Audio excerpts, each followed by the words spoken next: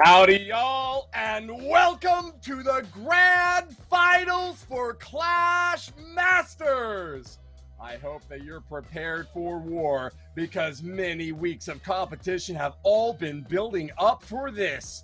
4 clans remain, and half of that $20,000 prize pool is here and now. It will be decided today in just 5 short wars. The 4 teams that are remaining are going to finalize their position, and we will crown our first Clash Masters. My name's Woody, and Itsu, it is a pleasure to be here with you, sir. Thank you so much, Woody. Yeah, the last day of the Clash Masters, and what we like, those matches we have ahead of us are going to be amazing. But I think before we're taking a look at all of those, should we take a look one last time at the format? Because how did those teams make it in here? That's the big question. Because we had a ton of fun over the last weeks and a lot of matches to watch because we had 4 weeks of qualifier phase. Then we went into the playoff phase with 8 teams which qualified over those previous weeks. And then we had 2 groups of each 4 teams, where we had 2 teams each getting out of those 2 groups as the winners. And those matches, Woody, those are the matches which you are watching today. Hundreds of teams competing in our open qualifiers and through the last chance qualifier. Over 1,000 players, and finally we have narrowed the field down to just 4 that remain. You can see here the prizes that were earned during each qualifier week, the total available, but it's that playoff section in the right side that shows what's up for grabs today. The last 4 positions with a $5,000 grand prize and a Clash of Clans World Championship Silver Wildcard ticket. A spot in the satellite event for the last chance qualifier to the Clash of Clans World Championship itself, the $1 million prize pool event, the big kahuna, the official Supercell esports title claimed at the end of the year, and we get to send someone to it, too.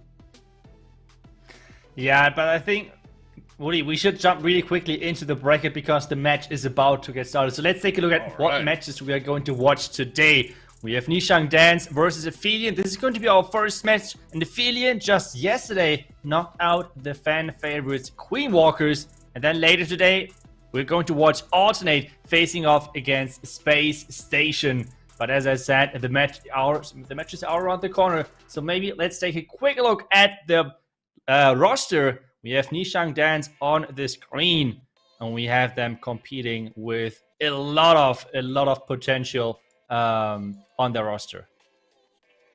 Oh yeah, they do. A big team with a lot of competitive experience. And you can see the guys lined up on screen there, including world champion LP right there, smack dab in the middle. This is a squad that has been a perennial favorite, contending for golden tickets through the Clash of Clans World Championship monthly qualifiers, but with a really strong chance to emerge out on top today. Highly anticipated team, having picked up first place in the open qualifier with multiple really high finishing performances. So good luck to them. They got second place in the second qualifier, never topping out, but always having really consistently high placements. Yeah, and we have things starting with NY Dragon, and this is going to be one of those Hydra attacks. Well, actually, he's bringing the, how's that called? Tribrid? I heard a couple of people calling it like this, where you have the combination of 3 dragon-type troops. It's the Inferno Dragons, it's the Normal Dragons, and the Dragon Riders, which is one of, like, an incredible, powerful combination, because take a look at this one Inferno Dragon on the right. It's beaming up those high HP buildings so quickly, something where those Normal Dragons really struggle with. Early warning ability to block the first couple of Black Mines. Already 2 Black Mines are getting triggered really nice and early. Now those dragons have to do all the work and somehow power through this base, Woody. Excellent catches there. Dragon also manages to get a few balloons over on that Eagle Artillery, soaking Seeking Air Mines as well, and that bodes really well for those really high hit point Dragons and Dragon Riders as they try to path toward the backside of the base. As you all know, it comes down to the team with the most stars, and then overall percentage, and then total time spent to the attack as the last tiebreaker for this 5v5 war.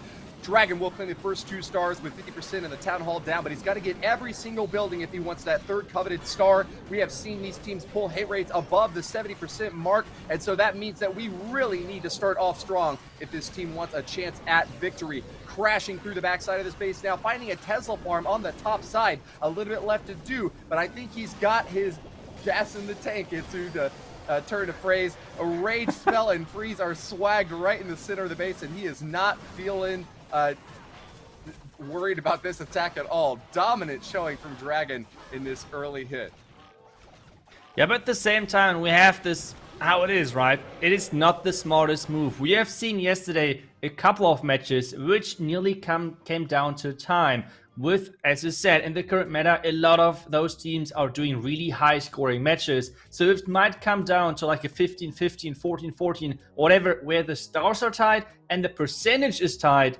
The time is the third tiebreaker, so swagging like this, especially a rage, which is really speeding up your attack, to be honest, and this, you have to say it how it is really not a smart move. You could call it others like as well, but I would just do it like this. It is not that smart, to be honest, because time could be always a factor, especially the first attack. But hey, some people like swagging over winning. Who knows? Who knows? Maybe that's more important. I don't know. Yeah, they're going for the psychological advantage despite missing a few seconds there on the total time for the tiebreaker. Maybe they're so confident. Maybe they're just projecting this unending exuberance about their opportunities here with amazing base building and attacking. It's like, yeah, I don't need to worry about time. Time is for tiebreakers, and we are not going to be a team going down to a tiebreaker. So yeah, we've got Nishang Dance with their first attack out there already, a 3-star confident hit, but we've also got Ophelia Esports ready to go in, and I think we've got a chance to look at the players that are lined up for them as well. Chaco, Shoya, Siyu, Garakuta, and Kazuma, all 5 of these gentlemen making an impressive showing yesterday. Despite a loss to the Queen Walkers, they made a big run through the lower bracket to get their spot here in the grand finals today, picking up victories over opponents who have beaten them before, and really showing that they are an ascendant team with a well-deserved spot here today, Itsu.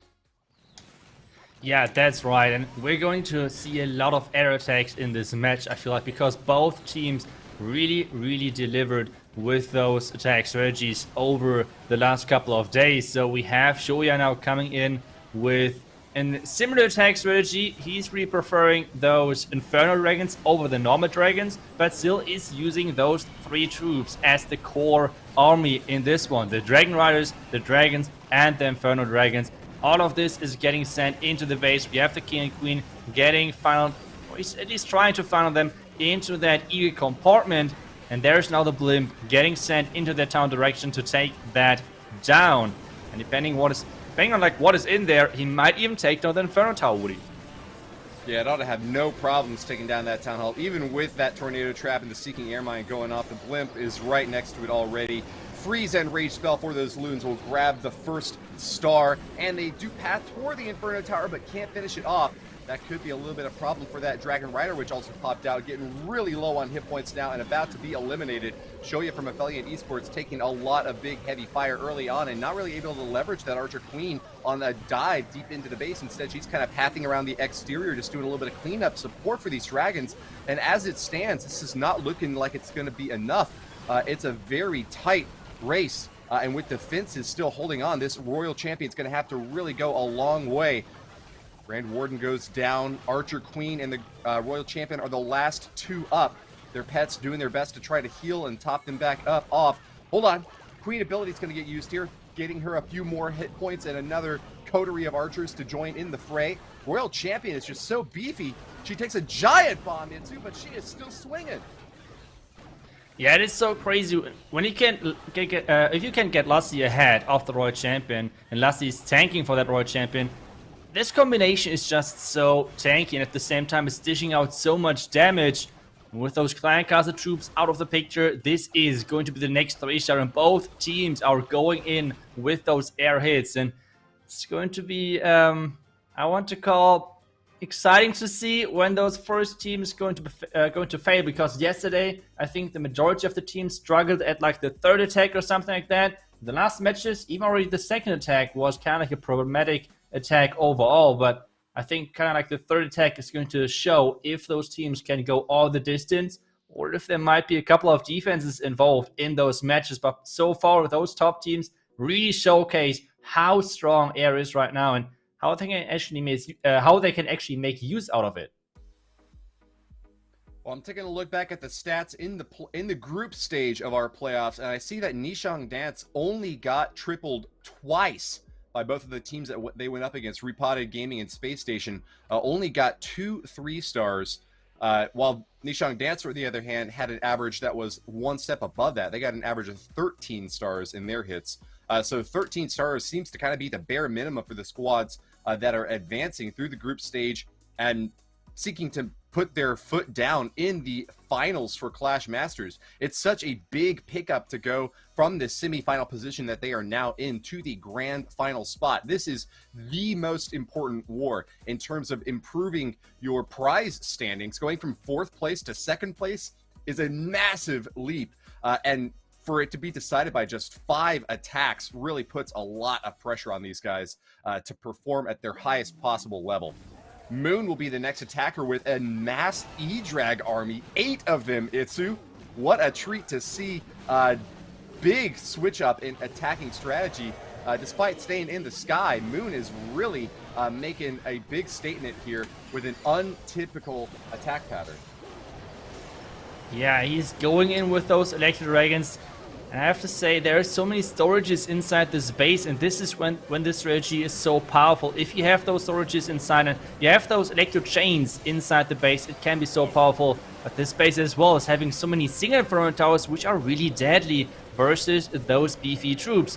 You can see it already on the top right side. The single Inferno Tower is beaming up, and another Electro Dragon is going down.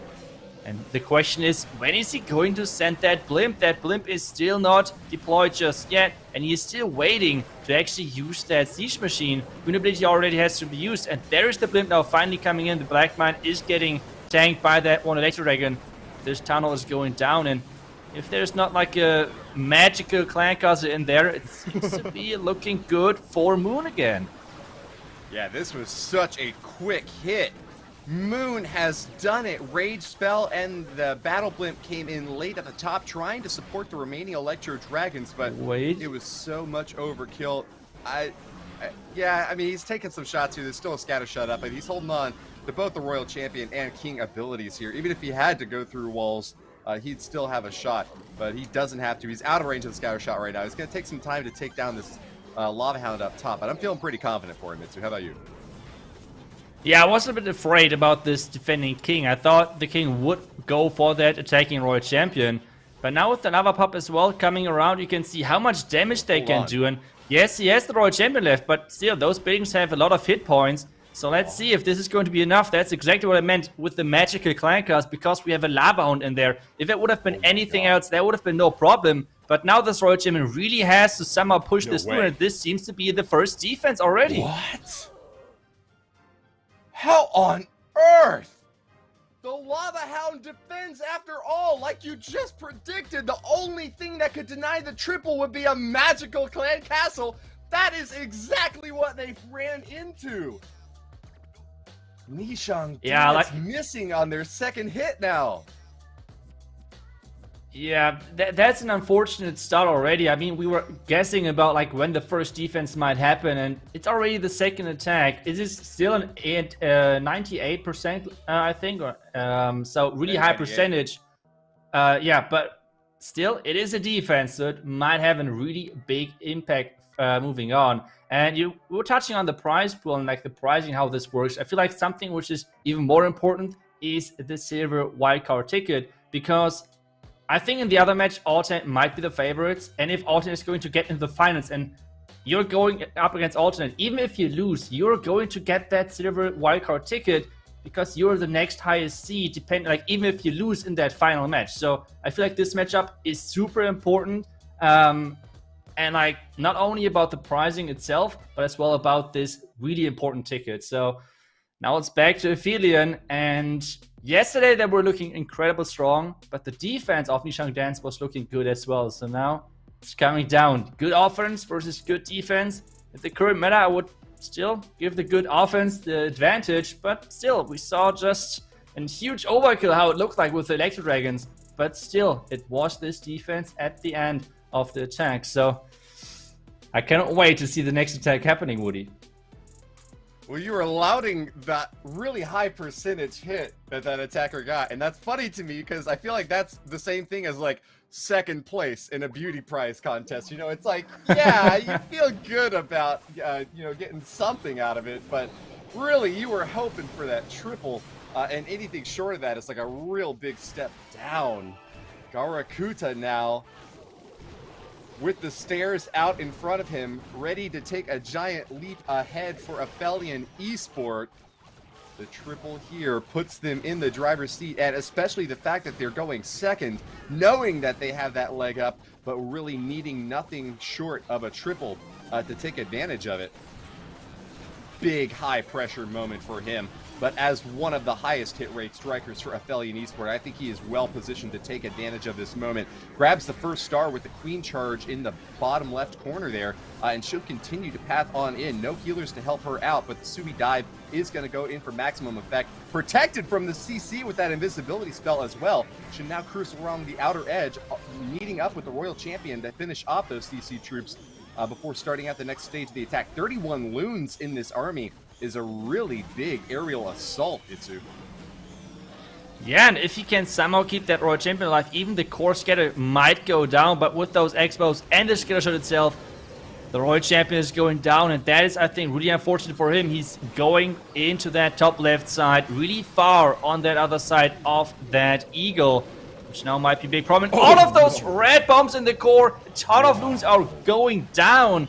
And this Eagle is still firing away on those loons. He's trying to reinforce on this right side. Now everything is just surrounding that back end Eagle, and the Eagle cannot shoot everything at once. And we are going to see the next 3-star for Ophelia. Such a clean attack with that Lalo. And a really good use of those heroes, making sure that this base is standing no chance with over 1 minute left, Woody. This is not even... like. There is no chance that this is going to be a time failure whatsoever. Garakuta with the siege machine still alive. Stone Slammer dropping the bomb on that poor Barb King. That is gonna be it. Like you mentioned, an overwhelming showing with how many loons is that still up? Looks like a dozen. Great job on cleanup there, and Garakuta is well rewarded for his excellent plan. All 6 stars still claimed by Ophelia Esports, now in the lead. They're taking the lead indeed, and now it's yeah, on Nishang Dance. They need to get those 3 stars in now. We know when it's coming down to semifinals, finals, quarterfinals, things like this in this pro scene, we have those incredible high star numbers, which is 14 and more stars and things like that. So they really need to step up their game to go perfect for the last attacks to make sure that they're getting this chance against Ophelia, who so far have shown incredible skill. Yes, they're using the current meta strategies with those dragons, but as well are really able to just completely overkill, you want to say, a base with those Lalo strategies. So that was really impressive to watch. Now it's back to Nishang Dance coming in with their new player. We saw Lei earlier. He is replaced with 19 on this roster. So let's see how he can do. I think typically they're always going in this order, and he might be the next attacker. So far, I really like to run the Queen Charge Dragon Rider attack strategy, which was decent successful for him, and it really needs to deliver in this one, Woody. Yeah, certainly does against an Ophelia Esports squad that did all right in the qualifiers, I would say, then did a lot better in the last chance qualifier, getting to that 4th place spot and kind of barely qualifying, but up at the top, they did defeat some pretty tough opponents, Team XO and Anonymous 5. But then in the playoffs yesterday, scoring the highest hit rate of any team. Ophelia Esports got an average of 14.3 stars in their wars, higher than any other squad, including a perfect war against HT Family. They are the strongest offense in the field right now among the 4 teams that remain, and even including the 4 teams that were eliminated. It's just a matter of whether the defenses for Nishang Dance are going to be able to hold up, or whether they can try to somehow keep pace if Ophelia has been slipping and sliding on their own base building. Yeah, and we have now this next Queen Charge coming in with the hybrid follow-up, which is always an uncommon thing. But if you see a tower compartment which is filled with 2 bomb towers to make the life of, for example, Blizzard a little bit tougher, it is always a good opportunity to just charge into that compartment and somehow try to just completely overkill this base with the hybrid army composition. We have seen this attack strategy getting a lot of 3 stars recently, and if you can basically see the reason why those pros are using this strategy, and if you're really good in identifying the weaknesses of this base, this is exactly what you're looking for. But this NATO trap is just perfect, rotating the healers into the double multi-inferno tower setup, and this Queen Charge completely turned into just like a queen running around without any healers. Now everything is relying on this hybrid, and they're already the first couple of Hawk Riders flying, Woody. Soaring into the skies, another spring trap triggers and sends 2 more piggies flying. This is a bit of a dicey play from IU, who was looking confident with a hybrid army. A bit of an atypical hit. We usually see P.E.K.K.A. Smash on the ground. Although hybrid has had some success in the past, it really has to rely heavily on avoiding those traps, and that's not necessarily something that IU's been able to do just yet. Big scatter shot on the top compartment is going to be the final boss of this encounter. IU still may yet have it done, but with more splash damage coming in from that wizard tower and a few more point defenses on the ground, the cannons even are going to be playing clutch defense here for Shoya's base. Ophelia Esports doing their best to hold on to the last. Miners getting wrecked, Itsu! Miners are getting wrecked, and this is like the worst case for Nishang Dance. They're getting another high percentage, but they wanted to get this 3-star so badly. But with all of those heroes going down, and especially this NATO trap behind the town hall to rotate all of those healers into the danger zone behind that town hall, it is really hard to make this now a comeback, especially with all of those giant bombs. Scattershot is surviving, and this means we have another high percentage defense. Wow, Ophelia Esports bases really hold strong at the moment. We saw this base already a couple of times over the last couple of matches, but it's still defending. And this is the key thing right now. And I feel like this NATO was a huge game changer in this one. Danger zone!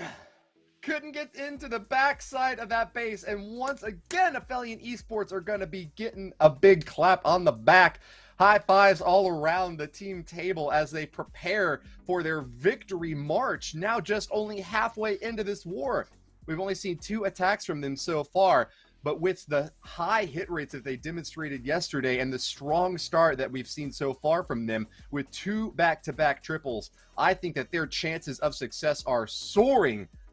And keep in mind, if their eyes are on that silver wildcard ticket prize, if they win here and now and advance against alternate attacks, then they would guarantee placement. They would get the ticket. All they've got to do is be the top ranking team that hasn't already earned a ticket to the last chance qualifier for the Clash of Clans World Championship, and they will get it in. This might be their last war, their shining moment, their final opportunity. It's within their grasp. Can they claim it? Ophelia Esports' Sia will be the next to strike, using that tricycle aerial hit. All 3 of those big dragon troops, the Dragon, Inferno Dragon, and Dragon Rider, and they are coming in hot, Itsu. No time wasted from the top corner to finish off that Eagle Artillery. Battle Blimp does not get the Eternal Tome, though. And what does that mean for this hit? Oh, this could be risky. The tunnel needs to go down. It's getting activated. He's just freezing it. But this is not looking good. The tunnel not going down is a huge game changer. But wait a second. Oh, no. That one Dragon Rider nearly took that down and saved this. but now he needs to invest something, maybe the Royal Champion or something else, to get that Town Hall down. He shares the heal spell to cover all of those dragons inside the core, but there are a ton of black mines coming up as well. Now he's healing this core, and he's trying to send in now the Royal Champion with using those skeleton spells to somehow tank for her. Questions though still remains. Is he able to push this through and save it on a decent percentage? Because, I mean, the match is still not over yet, and especially if this might be low percentage, he can still make this. But the back-end queen is trying everything on defense to somehow save this, Woody. Last compartment in the bottom of the base, and it's always the most difficult one to finish off. LP's defenses have got a multi-target Inferno and a scatter shot.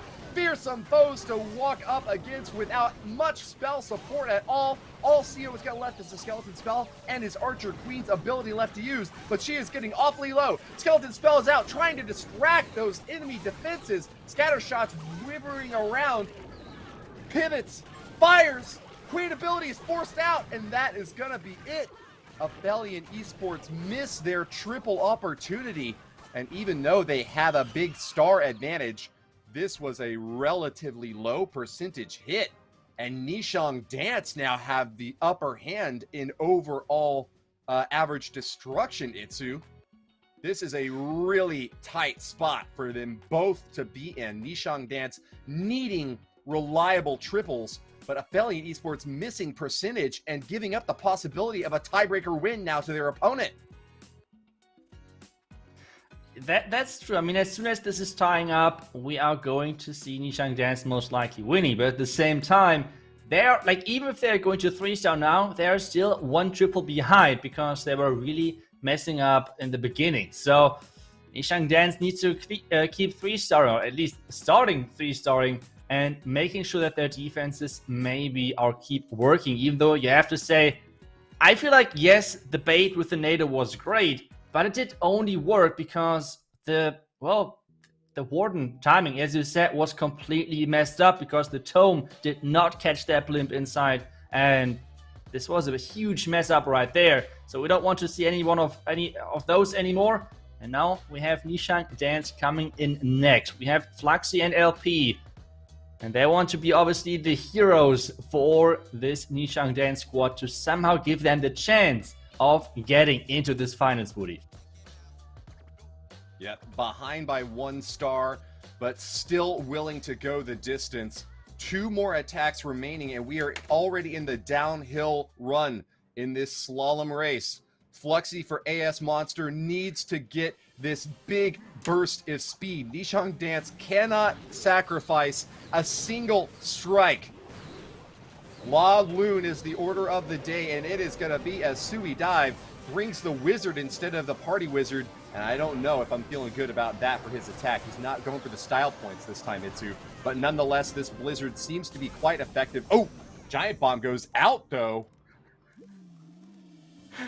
And never mind. As you said, it's really effective. All of those wizards were going down, and yeah, it's looking rough. I think he wanted to go for way more. He wanted to at least get that multi-inferno tower out of the way, and now instead it's going to be tricky to get out of this now down with just his king and the Royal Champion most likely as well. The clan cast is coming out. He's going to use their poison over there, freezing it as well to make sure that his king is somehow getting there. But there are so many giant bombs. It feels like this entry is really, really baited. The invisibility spell is getting used to make sure this Royal Champion is getting a little bit more value. The queen with her ability should be easily taken down that town hall. He saved a couple of those invisibility spells because, well, the Blizzard did not go as planned. He's getting that scatter, but at the same time, this multi-inferno tower is staying alive, and that might be a huge threat for the back end. The Lalo now is not going to be easy, Woody, and he's starting from the top. Oh no! Oh no! Oh no, no, no, no, no! Single target Inferno stands with traps triggering in the top left. Balloons are pulled out of position, and Fluxy's second wing is going to be just as terrifying as the first. Air targeting expos are fired away at the balloons left and right, and here we go! An army of skeletons in the skies! Helium keeping them up and firing away. Chop, chop, chop, and Loons, and the poor Electro Owl will be the next target. Grand Warden is even going to soak a few shots now, and that is the worst possible news that Fluxy could have received. These balloons are now unsupported. There is nothing left out there but one final haste spell for them to pass through, and there is way too much base left for them to finish off. Wizard Tower gets the final shot off, and Kazuma's base for Ophelia Esports has the best defense so far. Wow, that is surprising, especially because I feel like this is one of the most famous bases in the pro community. I think I try to remember, maybe the chat can help me, but I think, was it Ophelia Esports who ran this base 5 times against actual Nishang Dance? So I'm really surprised that they still don't know how to beat this base, and this might be the GG. This might be game over for Nishang Dance, and wow, that's really surprising. We see this base multiple times in tournaments, and still it is holding strong and really OP base. So whoever built this, GG's to you. OP base bidding right there. Yeah, we got a saying over here in the States. Fool me once, shame on you. Fool me twice, shame on me. Fool me 3 times, you get another 3 stars. Fool me 4 times, I should probably quit competitive Clash. Fool me 5 times, you are gonna lose your spot in the Clash Masters playoffs. Nishang Dance taking another big opportunity and fumbling the ball at the goal line. Ophelia Esports now are facing off against a team that's only been able to put up a single triple against their bases. What in earth is happening right now? A 25% hit rate by Nishang Dance. They have just fallen flat hard, Itsu. Yeah, it's a really big surprise, but we have now Ophelia coming in. And this one is going to be another Lalo attack. They use those dragons quite a bit, but they are using a lot of Lalo as well. And so far, they were really successful with it. Yes, 2 Hawk Riders. Oh, he's trying to do off that clan castle, but there is a sneaky Tesla to make sure that this clan castle is not getting lured that easily. He's still getting those Hawk Riders in, but there are only a couple of archers coming out. More loons are getting invested, and this is really quickly getting really expensive. But those super minions are coming out, and this means this is a huge boost for him. The poison, though, should be used soon, because those super minions, Woody, they're dealing a ton of damage. My God, that Archer Queen's got a family. Be nice to her, super minions. She can't handle that sort of heat. Free spell on the CC troops, and it was getting pretty frosty there for a minute as Choco's Queen Dive is really having a lot of trouble. That late poison spell hurt and hurt bad. Arch Queen still makes her way into that left corner compartment, though, and with an additional invisibility spell for support, will eventually get the lock onto the Town Hall, but that was an expensive dive without any healers to support. And now even more CC troops are coming out. Is it going to pull the Queen off? No, she gets the Town Hall kill. Yeah, getting that Town Hall, the key thing, but at the same time is the King and the Royal Champion getting the Motor Inferno Tower. The Royal Champion is going the wrong way, and that King, is it going to get the Town Hall? Yes, with the last strike. And that Motor Inferno Tower is going down. Now it's all about the Lalo, but I feel like he did not exactly get what he wanted to go for with those heroes. But still, he might be able to get it. There is the Slammer coming in, making sure that all of those distracting buildings on the outside, which are messing up the pathing, are getting taken down. But he's going against so many sweepers, like the sweeper with the Lalo, the other sweeper with that Slammer.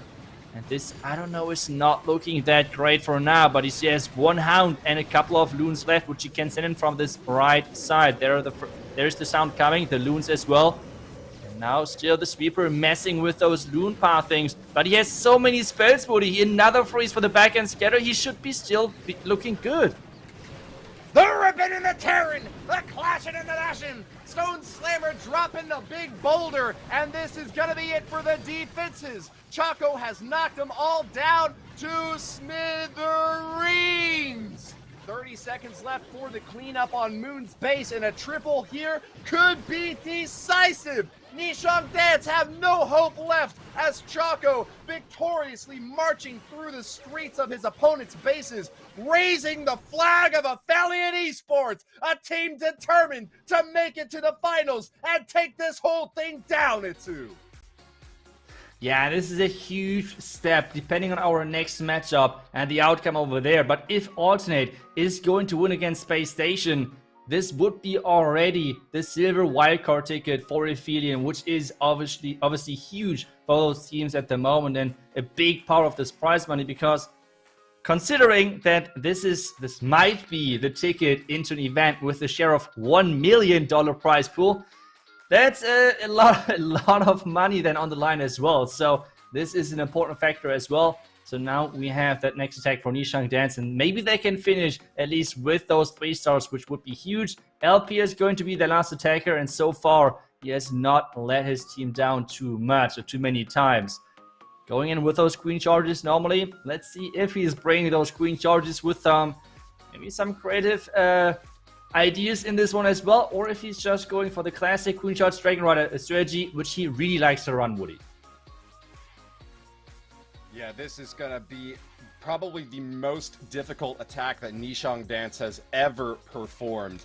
Knowledge that anything short of a 3-star means that there is zero hope for them to advance. Ophelia would just need a 1-star knockdown and walk away. LP, a world champion, the last best hope for Nishang Dance to advance in the Clash Masters Grand Finals spot. A triple here brings their total up to 12 stars. They could get a high percentage and hope beyond hope that some miraculous defense would give them an opportunity to continue moving on. LP knows that there is hardly any hope, but with all of the remaining attacks left on his shoulders, the last strike here, he's going to give it his all, Itsu. Giving is all indeed, and there's the mass Satana Clan Castle coming out. It shouldn't be too big of a problem because the poison was down nice and early, and we have now that queen charging into that compartment. He needs to be careful because this scatter shot is out of reach for that queen, but at the same time is really not letting her breathe just a little bit. There is so much damage, and he's just keep wall breaking his queen deeper into this base. The Nader Trap is rotating that queen away. The Royal Champion is getting sent in as well to make sure that this scatter shot is not able to target those healers. And the King as well is forcing that queen deeper into this base. The Single Inferno Tower, though, with that Nader Trap is locking onto that queen. He needs to be careful. The Stammer is getting sent in from the top side. Queen ability is getting burned. And now everything is getting sent into that core. But with that queen staying alive, Woody, this is looking really good for Nishang Dance and for LP in this attack.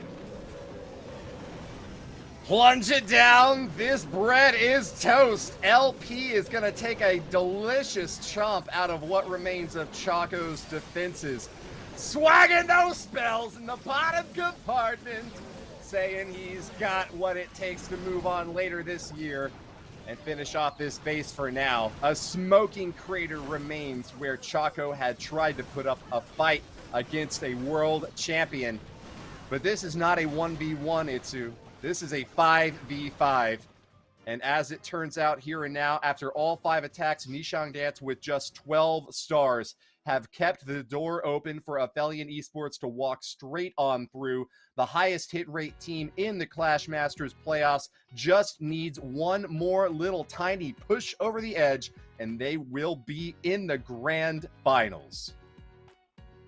That's right. And a 2-star is already enough to win this one, and they were looking so good over this match. Only one small mistake cost them so far the perfect streak.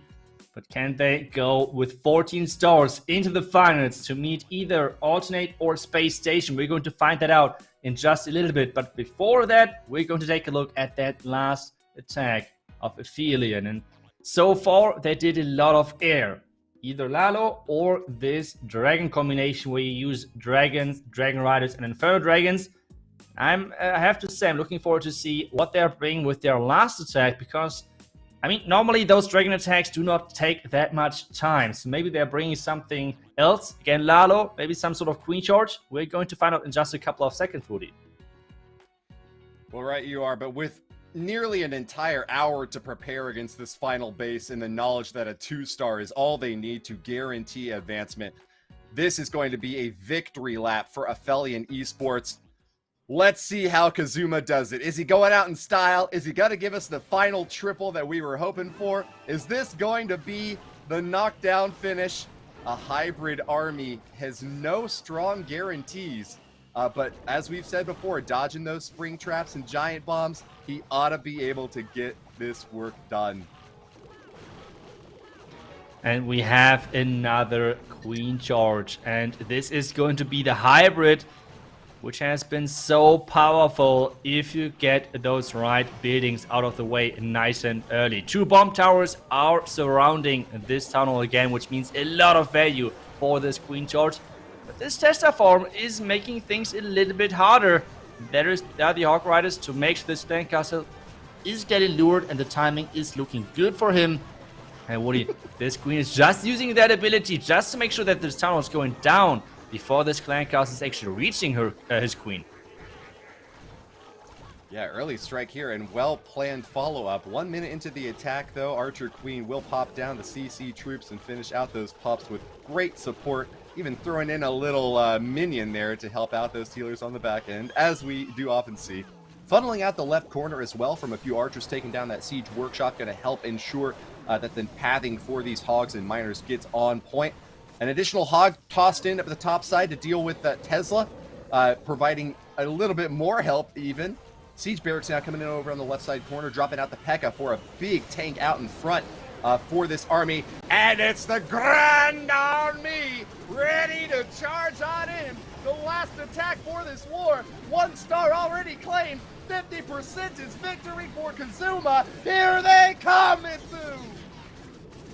They're coming in hot with this hybrid. Vulnerability not used just yet. Still waiting for this perfect timing into this core. There's the vulnerability, and we see those golden miners and Hawk Riders now digging deep into this base. Still with this one heal spell left for the back end, but there is the double skeleton trap popping up. Can this make any difference now, or is this going to be the 14-star victory for Ophelia and for Kazuma in this one? Another skeleton trap, this time on air though. More Hawk Riders from the bottom side are cleaning things up. And we have time issues as well, I feel like, with 35 seconds left, because this queen went down. This might be a little bit dicey to the back end, Woody. Pop it up and womp around. You got to clean up this base mighty quick. Holding on to that Royal Champion ability and a sneaky goblin in the army camp. Trying to finish this thing off with just a few more defenses standing. There's still a big compartment in the top right. And I don't know if Kazuma sees it or not. Why hasn't he thrown out that Royal Champion ability yet? The final free spell, it is done just in time. And that is it. Ring the dinner bell, because it's a feast for champions. Kazuma by Ophelia Esports walking away with the 14 stars for his team. They are going to the Grand Finals, Itsu! Grand Finals for them, and this is a huge step, as we said, because the next match, which is going to happen in a bit, is going to be Alternate versus Space Station.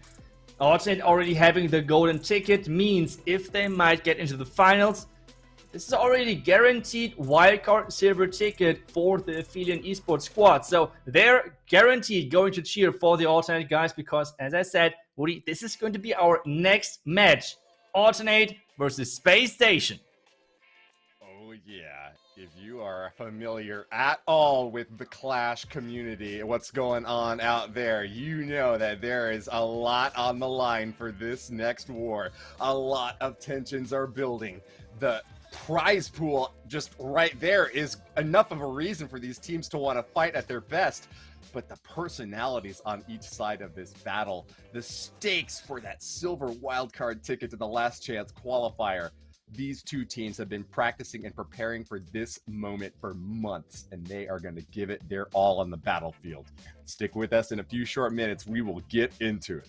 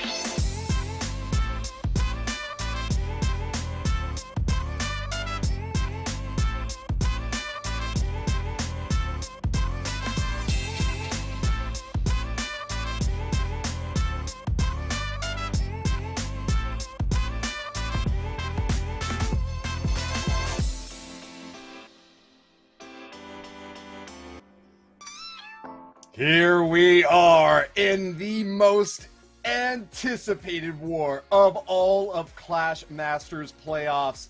Space Station Gaming versus Alternate Attacks in a prize pool assembling, ticket printing, drama reenacting, big kahuna final war for these two squads. One's getting kicked out, eliminated, and one's going to the grand finals. Which one's it gonna be, Itsu? And what are you looking forward to about this next match? I'm just super excited for the matchup itself. I think it's going to be two really good clans facing off in this next one, and I mean, it's just going to we're just going to see who is going to take this next step into the finals. And as you said, a huge jump in the prize pool, but as well for the silver ticket, for the silver wildcard ticket, it's an important step as well, because as we said, if Alternate going to get to the finals, this would mean already that Ophelia would get this silver wildcard ticket, and if we have Space Station winning, then we have that final with even more than just the prize money on the line, Woody.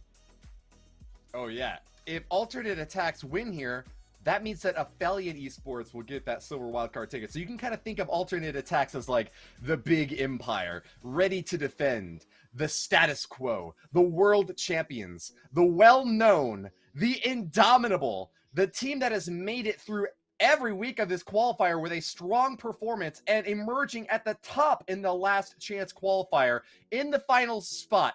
They lost to Team Zex on a 10-12 scoreline, but all throughout before that, they had been doing amazing, including a perfect war against King's Circle, a perfect war against Golden X, and even a defense against them.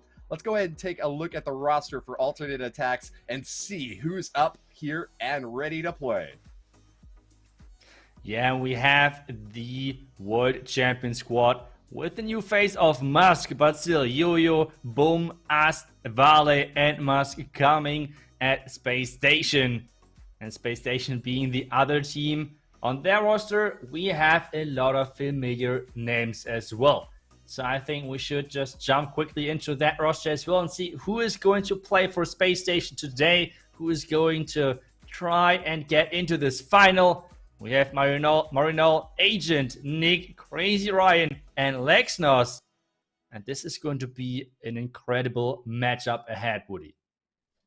Yeah, Space Station is like a Marvel Avengers team assembling. They are like the Justice League, players from all around the world, Brazil, the United States, and like cobbled together from the best teams from prior years. This is like a super squad that has been handpicked to deliver the death blow to the German juggernaut that is Alternate Attacks. Like, you can't write a better script for an encounter in the semifinals of such a major event like this. And this upcoming war is going to write the story, set the tone for the rest of the competitive year of Clash of Clans esports. Alternate Attacks already with their own golden ticket to the Clash of Clans World Championship, but Space Station need to take them down if they want entry into it on their own. Alternate Attacks will be the starting force for this war, sending in a battle blimp. Vale is ready to put up the big fight that we have all come to expect from such an impressive assemblage of players. Yeah, and he's starting off again with those lightnings. This is the thing what he likes to do, creating pathing, taking down key buildings with those lightnings. Using that blimp early as well. We can see already what he's trying to achieve. He's going to try to send those heroes into this tunnel compartment, and then he's going to send in his Lado from the 9 o'clock side into this Eagle. No sweeper against him whatsoever, so the plan already looks beautiful. It's all coming down to those heroes if they can deliver this strike into the tunnel compartment. There's the NATO trap though, and this tunnel push is getting delayed a little bit, Woody. Oh, that's completely fine. I'm pretty sure Vale is actually happy to see that NATO out and already spinning around the Barbarian King. The fact that it's out there early on means that it is not going to be causing any problems for the balloons or for those Lava Hounds on the back end of this base.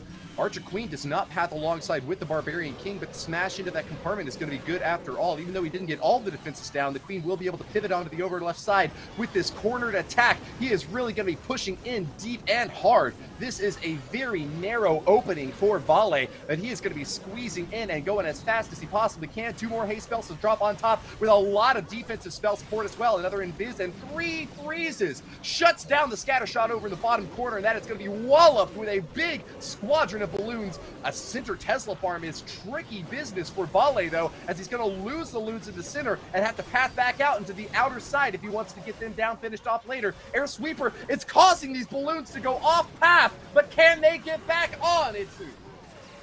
They're trying to get back into that core. The Royal Champion trying her best to somehow get those loons back on track. He's using this invisibility spell, but this is looking good for Space Station, I think.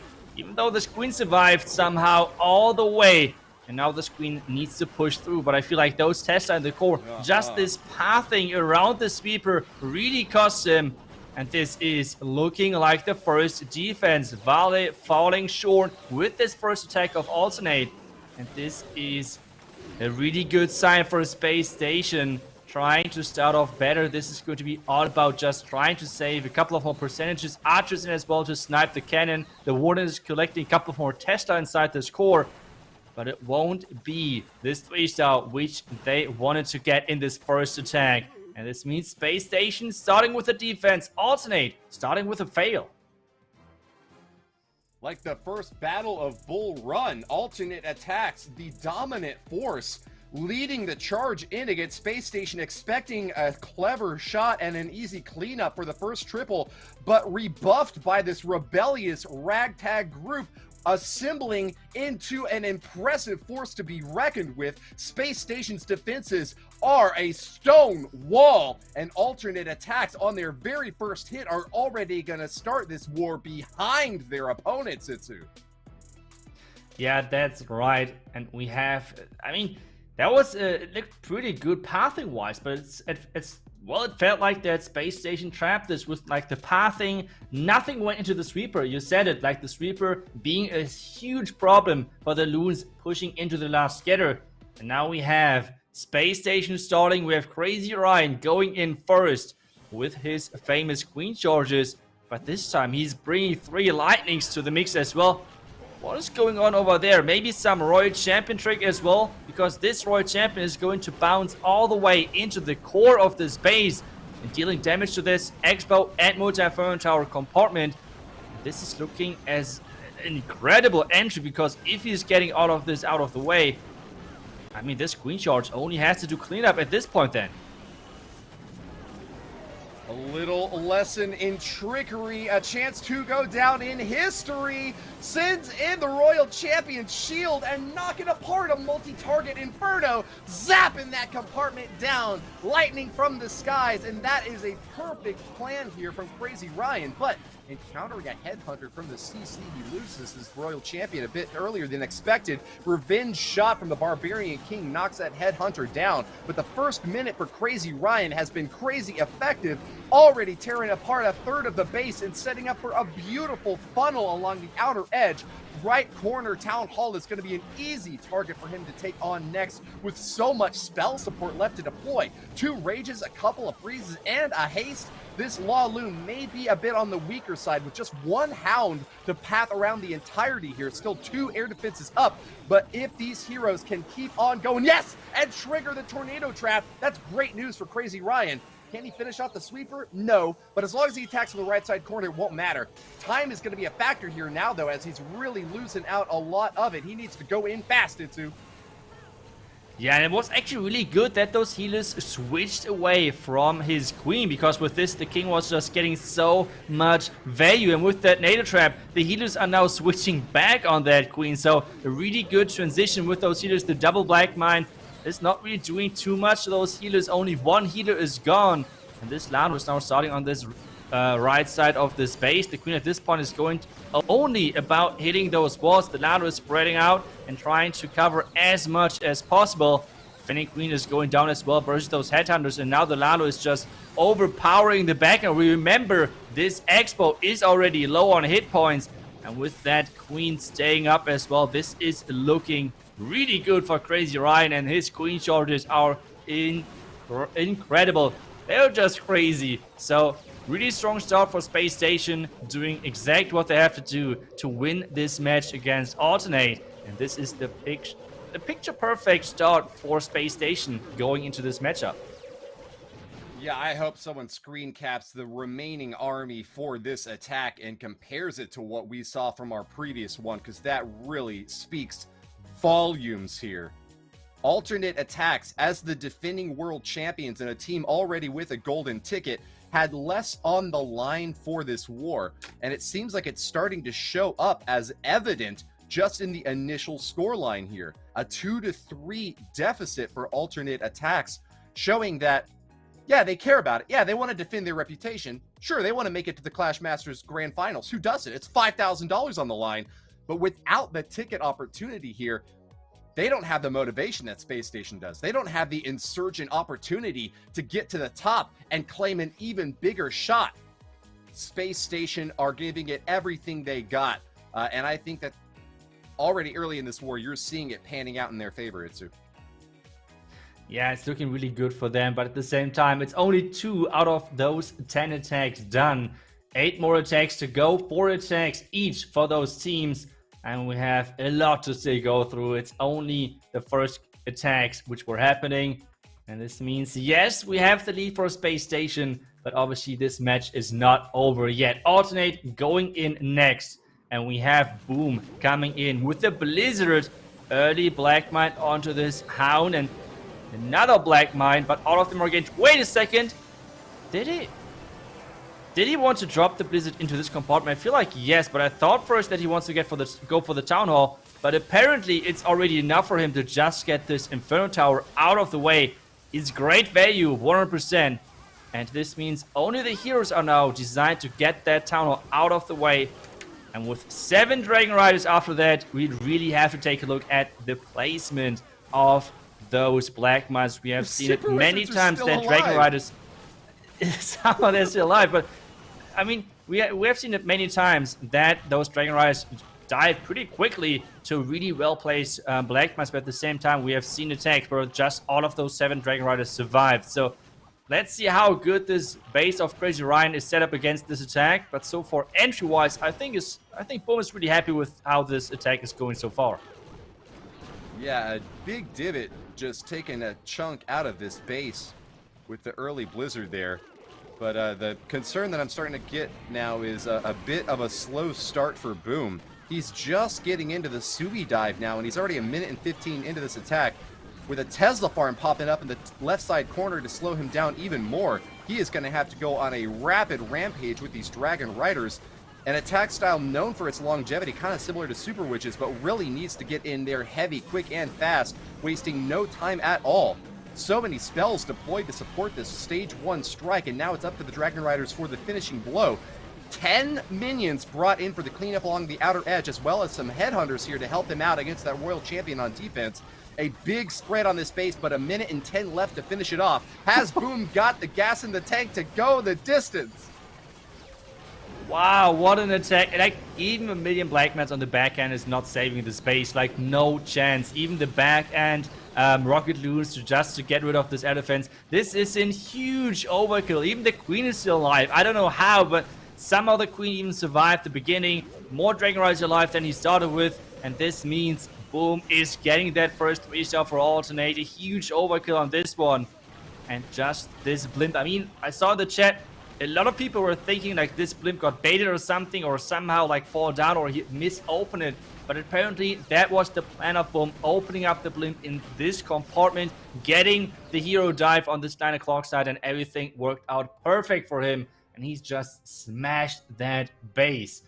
Now it's back to Space Station. They have the lead, and if they go into 3-star, they're keeping that lead. But first, they have to do so, Woody. Otherwise, it's going to be, at least of the first 2 attacks, a tie. Bringing up that average destruction to 96%. A very respectable spot that they can push even higher if they keep those triples on the board. Alternate Attacks are the world champions for a reason, and you might get the inkling that you're pulling out ahead of them. But man, every single one of those 5 guys can fire on all cylinders if they feel like they are under threat, and will push back just as hard as you can lean into them. Next attack is going to be starting in 30 seconds, will come from Space Station Gaming, and as you mentioned, another 3-star opportunity for Here and Now would keep them in the lead. But against an insurgent squad like Space Station, alternate attacks has shown a lot of skill and ability in the past to go the distance and keep their heads high against tough opponents. For instance, in the last chance qualifier, alternate attacks went up against Ophelia Esports, the squad that you just saw defeat Nishang Dance. They got a 13-12 finishing score in a tight war that didn't really see a dominant performance from either team. Yo-Yo 23, the defender now against Agent 33 rather. The war of the threes has begun, Itsu. Yes, they have, and we have another mass Dragon Rider attack on our way. This time around, though, he's using the lightnings. He's going to blimp that town hall to take that out. And now all of those troops are getting looted over. The sneaky goblins are taking down the town hall with ease. And now the Babe Dragon to take down this defending clan castle with those really far super minion shots. This Baby Dragon is not lasting for too long, so he has to use his queen and setting her in with that king together into the eagle compartment just to make sure that he can get started later on with those Dragon Riders from this left side of the base.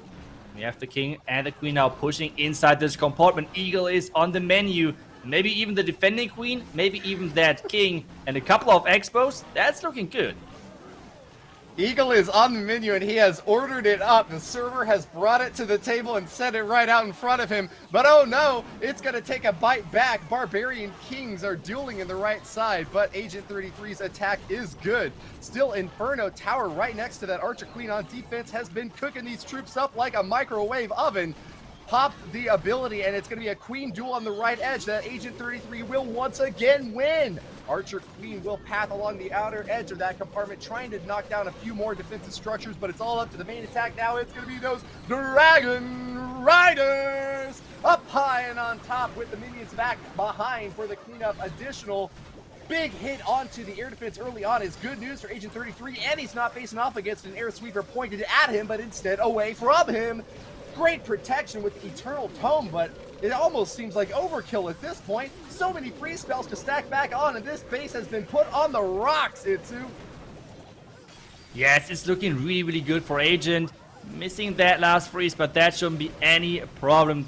This hero part just took down so much of the base, and then those Dragon Riders were only meant for cleanup.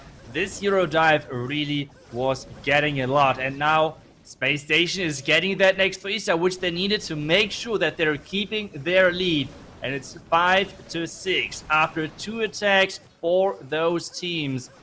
We're heating up quickly because we are getting a lot of 3-stars in. Alternate, hitting next, and they have to keep that momentum going. Because as soon as they're going to fail twice, we saw this happen to Nishang Dance. It's not the best feeling, obviously, and falling behind with 2 3-stars really early on. Against a team like Space Station, that's not a good sign at all, Woody. I can already see the smack talk forming up in chat and over on the social medias. Make sure to follow us, by the way, ClashMSTRS, over on Instagram and Twitter if you want a chance to get a prize of your own. We've got some swag packs available out there for those who are willing to evangelize and spread the word of this great event. Our final day is now, and it's our last chance to crown a championship squad. A 5-6 run so far for alternate attacks. Not dominant, not strong, not even ahead. But as we've said before, this is a team that goes hard in the paint till the end of the match. Until that buzzer rings, do not rest a beat, because alternate attacks will be here ready to drop another triple on you. Space Station has been looking strong, confident even, but as we've seen before, just 2 3-star hits to start a war does not a win yet make. Alternate attacks will get the return fire next, and we'll see if they are going to recover from that initial slip up, keep that percentage high, and maybe wind up winning on the percentage game at the end of this. Yeah, and we see another air attack from Alternate. They're coming in with those dragons and dragon riders from this far side. We have seen this quite a few times.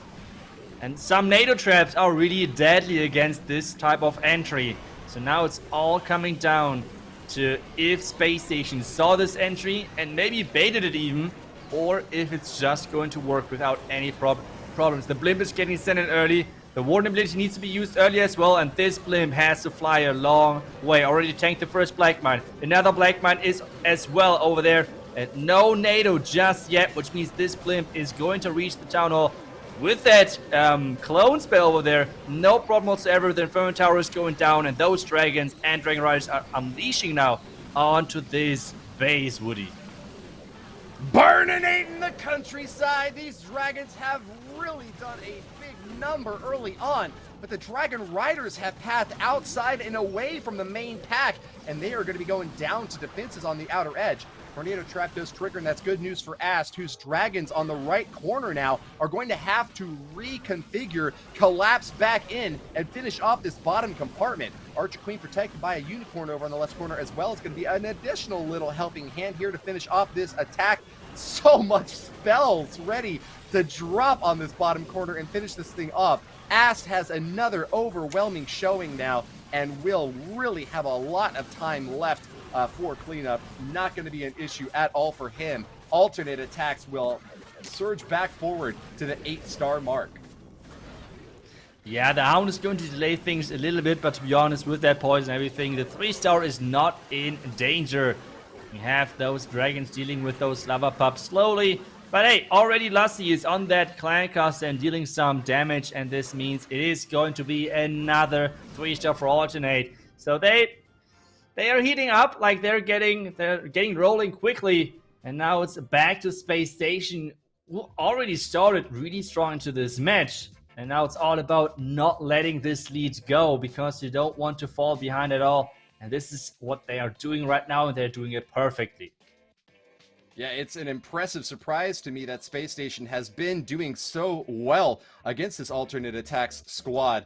Not because I was expecting Space Station to do poorly, but just because alternate attacks often starts out in a lead and rarely gives it up. The fact that they started behind has just really been a surge of morale for Space Station, hopping around like Doctor Strange throughout the multiverse, seeking any quantum possibility to get the win. They got it right out of the gate with that little tiny mishap from alternate attacks and have not let up any pressure since then. Punch after punch after punch, they are just going hard at the ropes, trying to get that knockout blow against an alternate attack squad that is just happy to dodge, dive, weave around their opponents, knows that they're behind in the count, but can deliver that killing blow in a very short amount of time.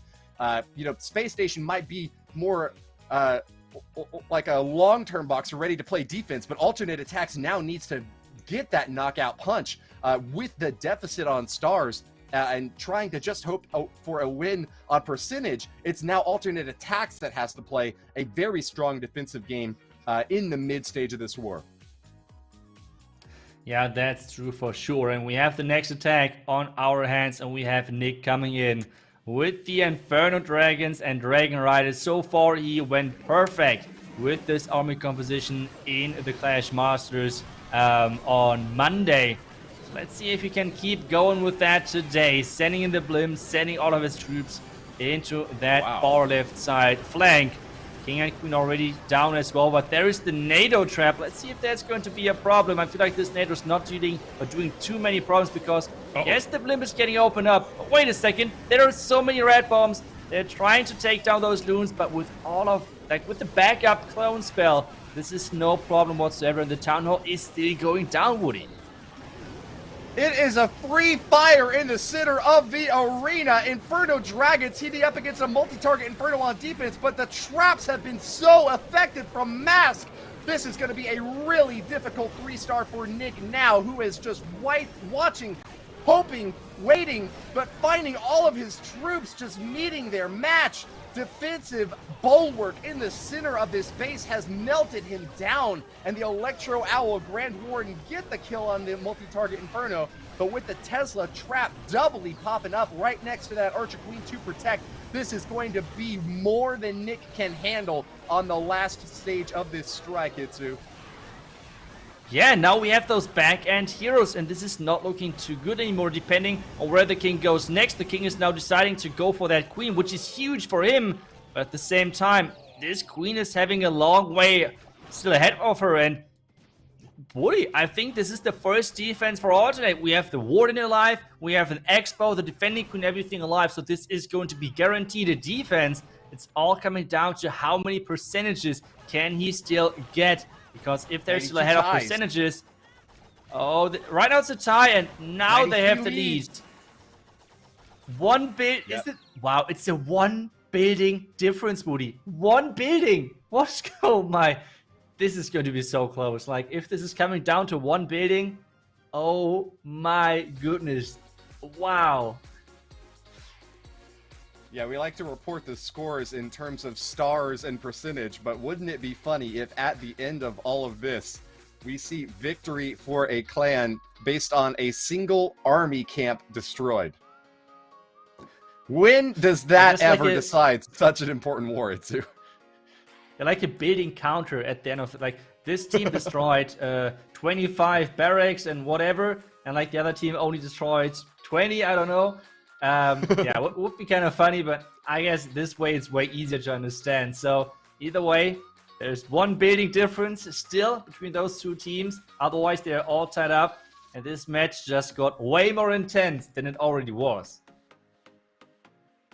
Yeah, it would be something like 497 buildings versus 496 buildings is the way that I would think about it. Like just a tiny sliver of offensive capability leveraged by Space Station and yet missed by alternate attacks. We talk about how important those stars are, but in the late war, when it is tied up like this, every single shot matters. The timing is just so precise, down to the millisecond, to get that edge out. If you were ever doubting that skill had a role to play here in Clash Masters, you can just throw that out the window, because with such narrow margins of victory, you have to apply every single ounce of pressure that you can muster. Alternate attacks are bleeding profusely from that last strike. Despite the miss of the triple, Space Station still hold on to that lead, and they only have 2 more hits to close the gap. 2 triples from Space Station will guarantee advancement to the grand finals, and that means that alternate attacks basically need to get 2 triples themselves and hope for a defense now, Itsu. Yeah, and that's not an easy thing. We have the next Queen George coming in with the Queen George Dragon Rider onto this base of Nick. We have the Queen getting deployed nice and early, right in front of that tunnel compartment. Trying to figure out where he is trying to go. Wall breaking right in front of that Warden. And where is that next wall breaker plan? Is he trying to charge into that multi-front tower compartment? Because this is what it seems to be at the moment. There's that next wall breaker happening. And so far this charge is looking like exactly this is about to happen. Freezing that headhunter to make sure this queen is not like taking too much damage. And then the second wall break to make sure that his king can take down the town hall. But there is so much damage on the queen. But with that poison, she should survive that. Yeah, Venn diagram poison in the center of the base, knocking down the enemy queen and those CC troops as well. This queen charge is so crucial for Yo-Yo 23. She is the power broker that will determine victory or defeat for this attack. Knocking apart an Eagle artillery, down a deep corridor, finishing off builder huts. Freeze on the Inferno at the perfect moment there. Another rage on top. Yo-Yo 23's going the distance. He's going for speed. 5 Dragon Riders will be stacked on the back end for the second stage of this strike, facing off against a mighty defense of multiple air defenses, tough to reach for these heroes. Can he finish it off? Here we go, Itsu. That queen ability is saving that queen inside that core. We have the Dragon Rider starting at the top left. This one air defense is non-stop shooting, but with that warning ability, he's keeping her safe. And now I feel like, wait a second, that queen is dying in the core. He already invested the rage, which means at this point it is a swagged rage. He was thinking about using that rage onto the queen or letting her die and using the rage later, wait a second, those Dragon Riders, they're smart. They're trying to use that rage and going into it. Now it's all about that back end, but with that Slammer Woody, it's still looking good. The defending king is out of the picture, and now only Dragon Riders and the Royal Champion, which is really angry, is left, and this base is having no chances at the moment. Oh, that back end was thick, but you slam it hard enough and it cannot hold up to the might from Yo-Yo23, one of the strongest aerial attackers from the game, showing off a swag invisibility spell in the last moments of his strike, finishing in fantastic fashion. That's another triple for alternate attacks. They might have missed their first, but they will not go down without a big burst of enthusiasm through the mid-war. Now into the late war. 11 stars claimed by them so far, and another shot at the triple next.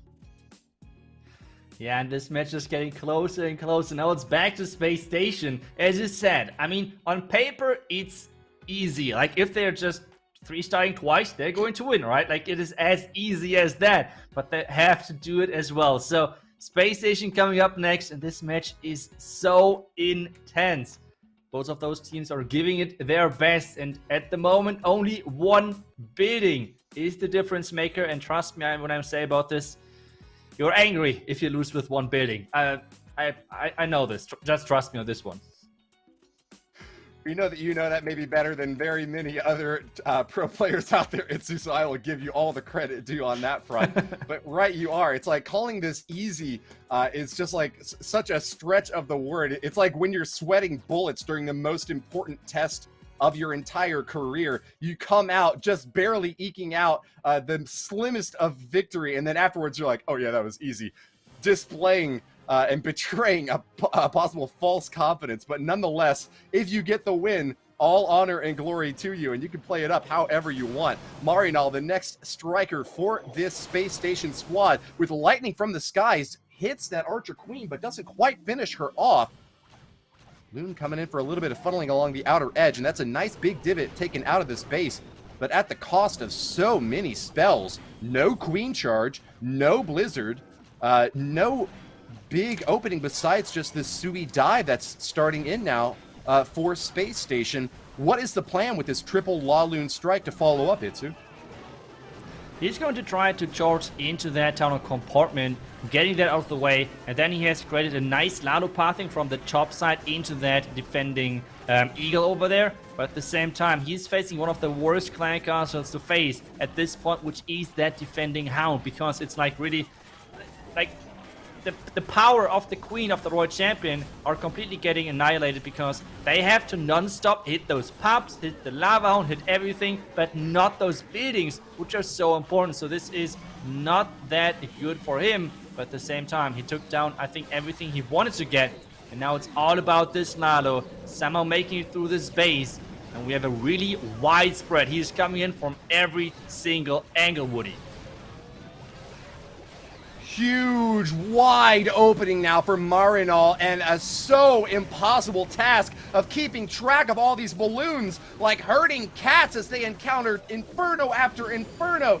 Defensive structures just whiling away at them, but the studying has been picture perfect. He did not cram for this test. Marinal is well prepared. That's a big tornado trap to slow down those loons, so they're all spinning up right next to the multi-target Inferno, forcing out the last free spell of the day. Marinal sends it in and won't have that available for that big Wizard Tower to shut down. It pops a few balloons, but not all of them, and I think he might just have done it. A minute left for cleanup, and this looks like another triple for Space Station. Launch the nukes from orbit. Alternate attacks cannot hold on at this rate.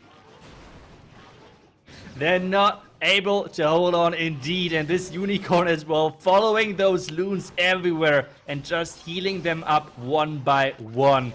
Marinal is getting it done, getting that 3-star for Space Station. With this, they're keeping their lead. It's still 11 versus 11, but at the same time, there is 1%, which is making all the difference at the moment. So at this point, it is, who's the last attacker for alternate? I think we have to see who's last. Musk, I think, has not attacked yet, and we have Lexus on the other side. This is kind of like turning into a 1 versus 1 between of those two. And this is, wow, I mean, the pressure is on for those two players. Right, you are, Itsu. We can call it a 1v1, but we know that the tiebreaker tips in Space Station's favor. Alternate attacks with their lives on the line, their reputation as world champions challenged by an insurgent team, making an opportunity to get that silver wildcard ticket for the Clash of Clans World Championship. Alternate Attacks knows that if they can't squash their foes here, they might have to face them again on the world stage. And with a loss in such a major event as this, what does that do for their confidence going forward? Alternate Attacks are the world champions, though, and that means a lot. This squad is not going to give up easily. They are in it to win it. They have one more strike. A 3-star here is the least that we can expect from them, with an insane hit rate so far and some impregnable bases. Space Station has still yet managed to deconstruct nearly all of them, but the 5th and final one may yet hold. Hold the line, Alternate Attacks. Mask sends out one more stab into the heart of the beast. One more opportunity to get that scoreline as high as he possibly can. It is all or nothing. Get that triple or you are done for. And he is going in with the Sui Lalo with some lightning spell to the mix as well. We have the King walking around. King is supposed to walk into this channel, taking down the defending Queen. And he has brought a couple of lightnings as well and an earthquake, which is telling me he wants to go for some sort of like an Royal Champion trick with some lightnings. Is he going to make it though? Because there is another Hound in this defending clan cast. We talked about this, why it's so annoying to deal with that. There is the invisibility spell, earthquake, lightnings, and the Inferno Tower is going down. Musk has done it, getting the lightning trick out of the way really nicely. And now this Royal Champion is about to engage this Lava Hound without any problems. And meanwhile, we should have the Lalo getting started as well. The first Black Mine is getting triggered. So this Stammer is staying alive just this little bit longer to make this push with the Lalo even stronger. And now the Lalo is getting unleashed from this top side, Woody. And the attack is heating up quickly. Mask does leave up that single target Inferno in the bottom compartment, but it's relatively counterfeited now because he has used all his heroes earlier on in the strike and is focusing instead with these balloons to get the cleanup kill at the end of this match. Haste spells are being spread over this base, a blanket of destruction. Oh my god, the humanity! Bomb after bomb triggering, and even with the Eternal Tome to protect, the balloons have been destroyed! More bombs soaring into the skies, and that is going to be it. Mask has taken such a huge hit, but can it be enough yet to finish this off? Scatter shot in the left corner into the last line of defense. A builder hut separates victory from defeat. Its defense of the scatter shot could be all that Lexnos needs. And this is the defense. It seems to be that Scatter Shot and that Expo being the MVPs for that defense. The NATO trap perfectly placed, rotated out of those loons into the red bombs right there. And with this base is going to defend. Musk is getting a 95%. Which means for Lex now, a 95% or above is going to win them this match for sure. And they're going to move on to fight Ophelia Esports in the finals. Not only for a huge prize money pool, but as well for the wildcard silver ticket, Woody. I just wish that we had a heart rate monitor for the players on both of these teams, because the nerves could not be higher with this 10th and final attack by Space Station Gaming. We are only in the semifinals, but this could be the most important war, not just of today, not just of this week, but of the entire Clash Masters series. And it all comes down to this 5th and final attack from Space Station. As you mentioned, a 95% 2-star would tie up the final round and ensure that Space Station, with that 1% lead, would be able to get the victory. But anything short of a 95%, and it is going to go down to alternate attacks. The Imperial forces marching forth. Luke Skywalker is on the bridge of the second Death Star, and the grip of the Emperor squeezing around him could be the final force to finish this thing off. Alternate attacks may yet still win this one. If Space Station can't get their death knell here and now, they have got to throw him down the shaft. Electricity power. It is going to be an electrifying finish for Alexnos, the man of the hour, the man of the day, the man of the month. Will Space Station advance to the grand finals for that silver wildcard ticket spot, or will they be repelled here and now? 3 minutes separate that question, and ultimate fate for these teams will be decided. We have the bait early on with that king. A lot of tests are popping up. The freeze is getting invested nice and early. This king is struggling a little bit. Can he still take down the scatter? That would be huge. And yes, indeed. Really good reaction over there with that freeze, making sure that Lex is taking down this compartment. The final is set. The queen now walking around the corner, charging into that eagle compartment.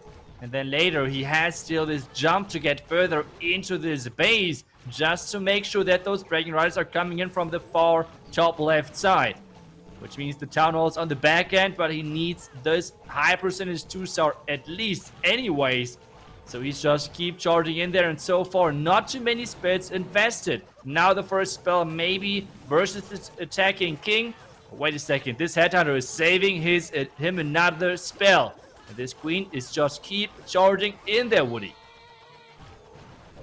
Spell is deployed, and the queen charge could get so much more value here, but she needs to get topped off. Rage spell will give those healers a second wind as they try to force their healer power directly into the heart of this poor archer queen, who is now diving right into the belly of the beast. Shots off at the enemy scatter shot. A little bit of splash damage onto those healers, but they will stay healthy after all. Lexnos makes it side. No! The healers! All of them gone! Sent back to the heavens from which they came. Lexnos' queen charge is over now, Itsu. I don't know, those healers always like those red bombs that see the snipe from Lexnos, like always hitting those red bombs. And it feels like this charge was baited. The question though remains, did he get enough value? He needs a 95% 2-star, but the Town Hall is still holding strong. But at the same time, he has a Slammer, which he has not even deployed yet. Another Dragon Rider pushing those Dragon Riders into the Town Hall compartment, because the Queen Charge already took so much value, so this might be still enough. But the Town Hall, wait a second, is the Town Hall going down? The Town Hall keeps staying, Woody. Oh, wait, my no! goodness, it still is up. 30 seconds left. Give it all you've got. The might of millions rest on you, Lexnos. Bahubali, charge in now. Super minions on defense have done so much work for Boom. 78%, 15 seconds left. He's got to get the percentage up, but it is not going to happen. Stone Slammer pops, and the Dragon Rider minion cleanup are doing an impressive job, but they have been trounced. Lexnos is Lexdos. The 2-star is all he's got, and Space Station wither away. The last best hope for their advancement to the grand finals tossed out the window, defenestrated by Boom's defenses and alternate attacks. The world champions, the victorious march of the army forward. They are going to the grand finals, Itsu. Yeah, I just can't get over it. It's like Lex is so unlucky. Twice now running into a bait with those red bombs. Like we see this now multiple times where people are just stacking those red bombs against specific queen charges. And he's running into it twice.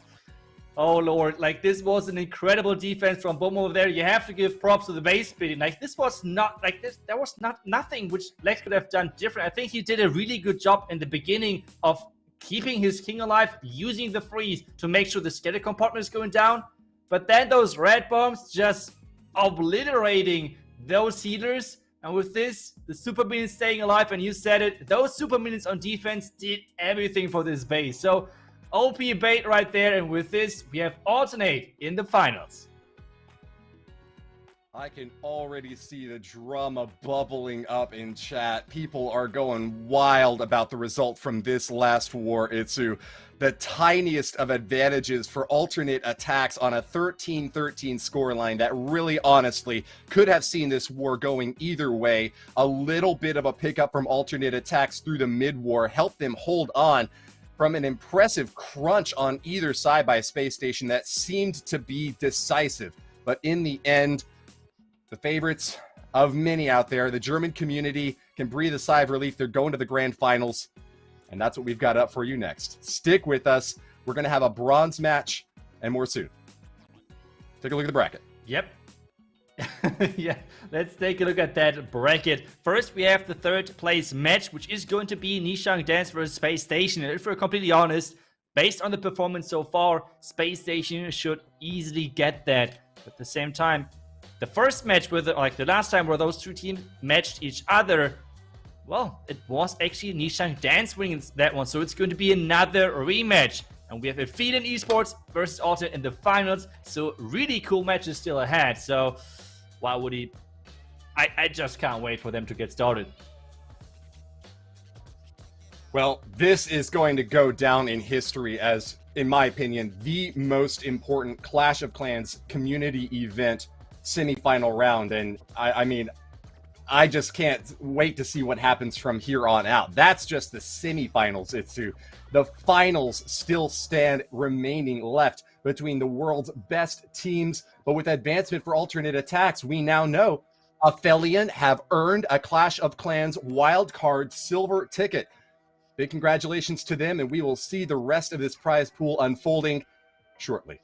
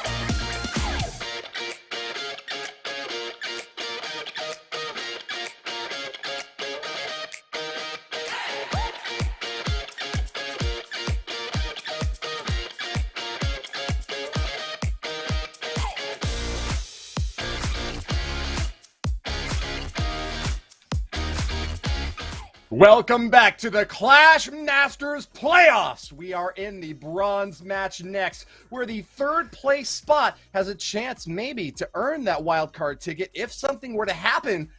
A new opportunity for the top team, Ophelia Esports, which currently has it, if they wind up getting a gold ticket or a silver wildcard ticket of their own from performance in Clash of Clans World Finals, it could fall down to this third place spot. Lots of prize money up for grabs and opportunities abound still for these two teams, Nishang Dance and Space Station Gaming. Yeah, that's right. And actually, as we said earlier, this is actually a rematch between of those two teams. The last time Space Station really struggled on offense versus those bases of Nishang Dance, but at the same time, Nishang Dance so far, they were really not convincing on offense, you have to say. Even in the match versus Space Station, I mean, yes, they had 14 stars, but this was their best match out of all of those matches they played so far. So I don't know if just the Space Station bases are really fitting to them, or if they was just lucky, who knows? But they really need the top performance if they want to beat them again. And as you said, the silver wildcard ticket might get handed down. So let's say Ophelia Esports is going to win into one of the qualifiers, a silver ticket or a golden ticket even. They have a ticket already, which means this wildcard silver ticket would get handed down. So this third seed match is actually more important than you might think. Yeah, you said it much more eloquently than I attempted to at the opening of the stream. But the point here is that we've got a lot on the line for this match. Nishang Dance is a team whose performance has had vast disparities through the past 4 weeks, I'd say. They've had some unfortunate results, such as just that past war where their offense really fumbled. And then they've had some amazing hits, like in week 3 of the qualifier when they got a perfect war against none other than the Queen Walkers themselves. So Nishang Dance, whether they come away with 12 stars or 15 stars, seems to be their dance along the head of this pin. Falling off one way or the other can mean a real disappointing stumble. But if they are on perfect form, they could easily make it back in up on top. And as you mentioned before, had a 14-star performance against Space Station already in the Group A match to be the top seed from that group. So this rematch has got a lot riding on it. These two teams with a lot of history.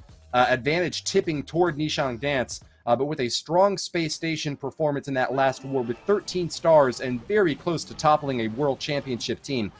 We are expected to go the distance once again on this war, Itsu. Yeah, and we have Crazy Ryan starting again. And you just have to highlight this. Crazy Ryan is such a consistent source for this team. Always going first. And this not look like an easy strategy where like people like arguing about like the dragons and things like that. But he's always going first with Queen George Lalo, one of the most complex strategies in the game.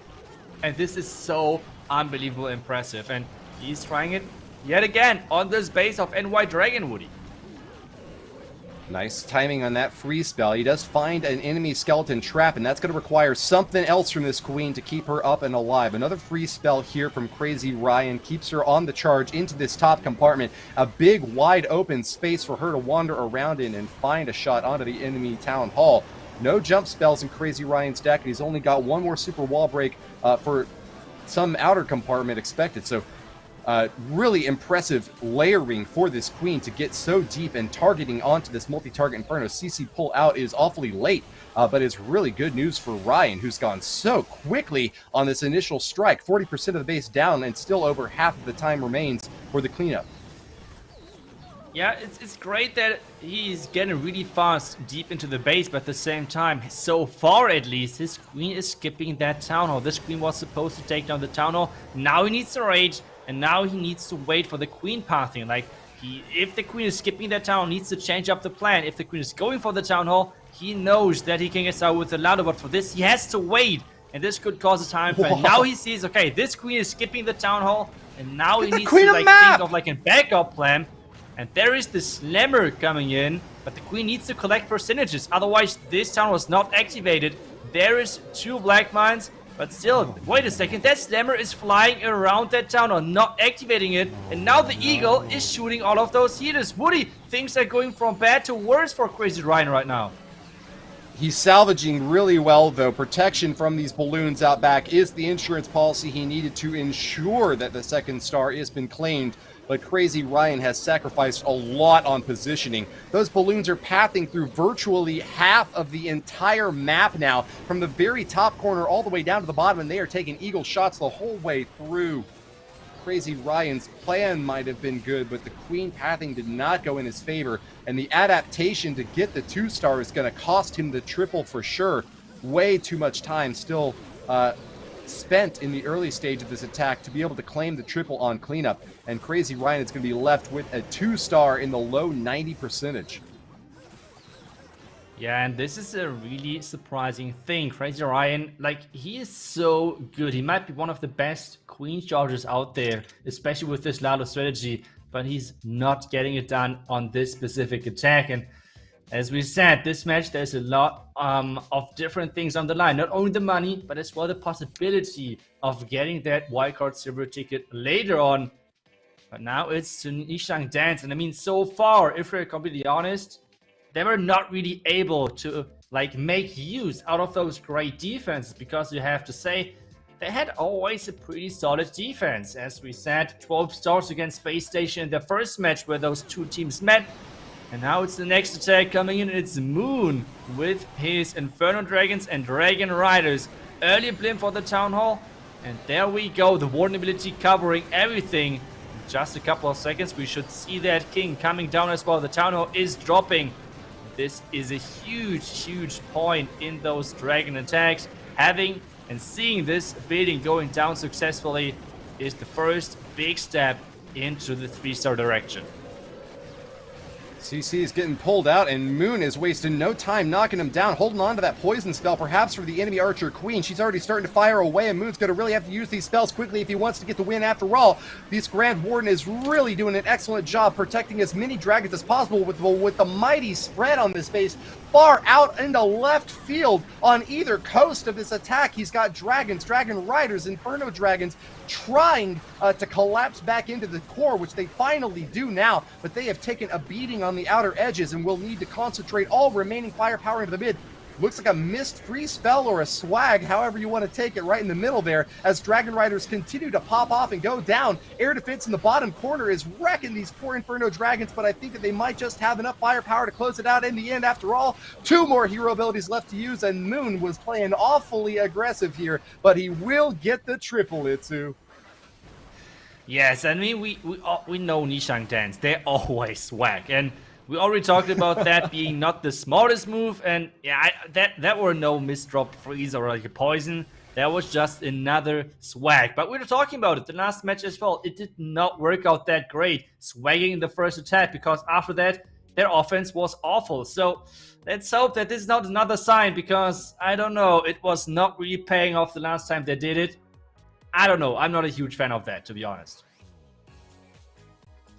Well, Space Station really do seem to be demoralized off of the lost alternate attacks and now a 2-star start against a Nishang Dance squad that has stepped on their toes before and is looking to trip them up again.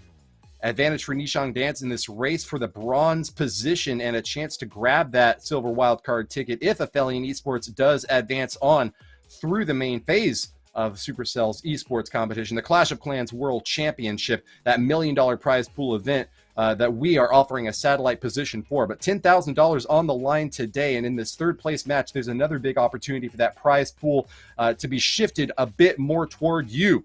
4 attacks remain from either clan, but with the advantage for Nishang Dance, an offensive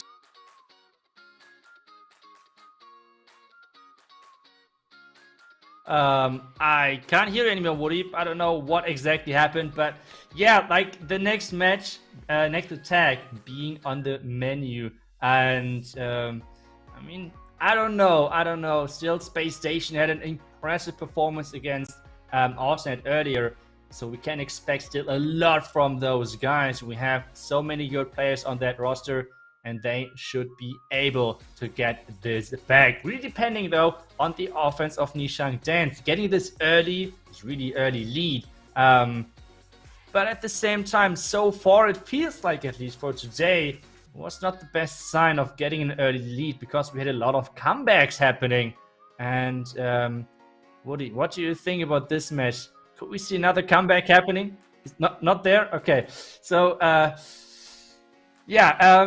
we have then the next attack coming up for Space Station. And so far, typically we have Nick coming in as the second or the third attack position, depending on how the attacks are going for Agent and him. Nick were really good with those Inferno Dragons and Dragon Riders in the last couple of matches, and using that technique with the Skeleton spell, making sure that he's good use with those Inferno Towers. And now we have Nick coming in, and he's exactly doing that attack strategy again versus the Moon. Coming in with those loons, Inferno Dragons are in, Dragon Riders are in, Warden ability in as well early, and Woody, this party is getting started on this base. Yeah, I am really sorry about that. Itsu had it on with his raged up Inferno Dragon Rider combo. Heart to heart. Big hit here early on and wasting no time at all. My goodness, Nick is just trouncing this base, settling the score for Space Station and going as quick as he possibly can. But my goodness, this is just a raged aggression like we have not yet seen from them. I don't want to call it a spammy hit, but my goodness, that was really so fast it almost went by in the blink of an eye. Yeah, we have still so many of those Inferno Dragons at the bottom side still left, but now a couple of black ones are taking out a couple of them, but this one Inferno Dragon just easily taking down this defending Royal Champion. It's a huge thing for him, because this Royal Champion, King and Queen, all are coming for this back end. There's one scatter shot, and this scatter shot has to deal a ton of damage to save this base.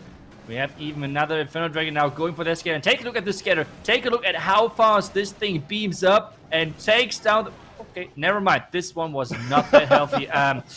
Okay, I didn't say anything, but I mean, it won't change anything about the outcome, to be honest. Nick is still getting that 3-star in for Space Station. And this is the comeback into this match. I hope it's just the soul minion. Now, just the minion getting that one. Pin a medal on his chest. Minion is doing it. And yeah, nice attack from Nick, getting that 3-star for Space Station. This is exactly what they needed to stay inside this match. Yeah, my buddy Klaus used to call that a winion whenever the minion got the final cleanup shot there, I think. So congrats there to Space Station, picking up that triple after all on a lightning quick rebound from Nishang Dance. Duncan for that 3-star, but it came back across the other side of the field nearly just as quickly. Nishang Dance are not going to have a lot of time to prepare for this next hit, because wow, that was really just about as fast as a 3-star you could expect from Space Station right there. Yeah, those air attacks are in general really, really quick, and I feels like this was just the most powerful combination, which is so strong against those current setup of the bases with those skeleton spells, with those Inferno Dragons and those Dragon Riders. It is so lightning fast, but at the same time so powerful, because of like those Dragon Riders are just super tanky. The Inferno Dragons are just dealing incredible damage with those beams, heating up really quickly, and then just overflying that base. But next is Nishang Dance. They had their first attack, getting that 3-star, but now they need to keep doing that, because the last couple of matches they played, they had this first 3-star. They always started with a 3-star, and then they were falling short the next 2, the next even 3 attacks. So now we have the big question, if it's going to be the same, or if they can again be this nightmare to Space Station as they did already the last time those teams faced. And this is the big question on the table. We had Moon starting first, which means Dragon should be hitting next. It's always the same order for them, like their routine, you want to say, when they're going with their attacks. And we have the next attack on the board, and Dragon is coming in, as we said, and he's coming in with this combination of the Dragons, Inferno Dragons, and Dragon Riders, Woody. Such scary names, just forces of nature like Moon and Dragon. A fearsome might stands before them as Agent 33's base now has to watch and hope and pray as a big aerial assault will once again, just like our last strike, go in as quickly as you could ever expect dragons to go. Rage spells all throughout, freeze up the defenses as well. These heroes backing up for some additional cornering action along the edges for cleanup. Dragon has really smashed this base in a short amount of time once again, sending down that air sweeper, and boom, big mines going off. What is he going to do about this defending Archer Queen, though? She could put up a fight. Freeze spell is out, but what can target onto her? That Inferno Dragon. Those Inferno Dragons are so crazy strong against those heroes because, well, they're just beaming them so quickly down. We have now this blimp flying into the town direction. There's no NATO just yet, and this blimp is going to reach its target. And now we have that. I think that king is still going for that wall. The queen is coming in as well. But is this going to be enough power? Wait a second, he says the Royal Champion. I think this is still looking good for a dragon in this one. The last best hope for a triple. The Royal Champion ready to be the cavalry this team needs. Another free spell to shut on top. Royal Champion shield out at 2 free spells swagged by Dragon. More salt in the wound as Dragon will rub this one clean. Wipes it up, and with a minute to finish it off, it is just going to be tears streaming down the face of the space station players watching this beautiful base annihilated by Dragon. A monster he is indeed. Getting that 3-star, but yeah, I don't know. I mean, those swag, like you can swag when the match is over, I feel like, but I feel like with the matches where it was a tiebreaker with time, I don't. It's inefficient. Why don't they understand it, too? They're losing time here.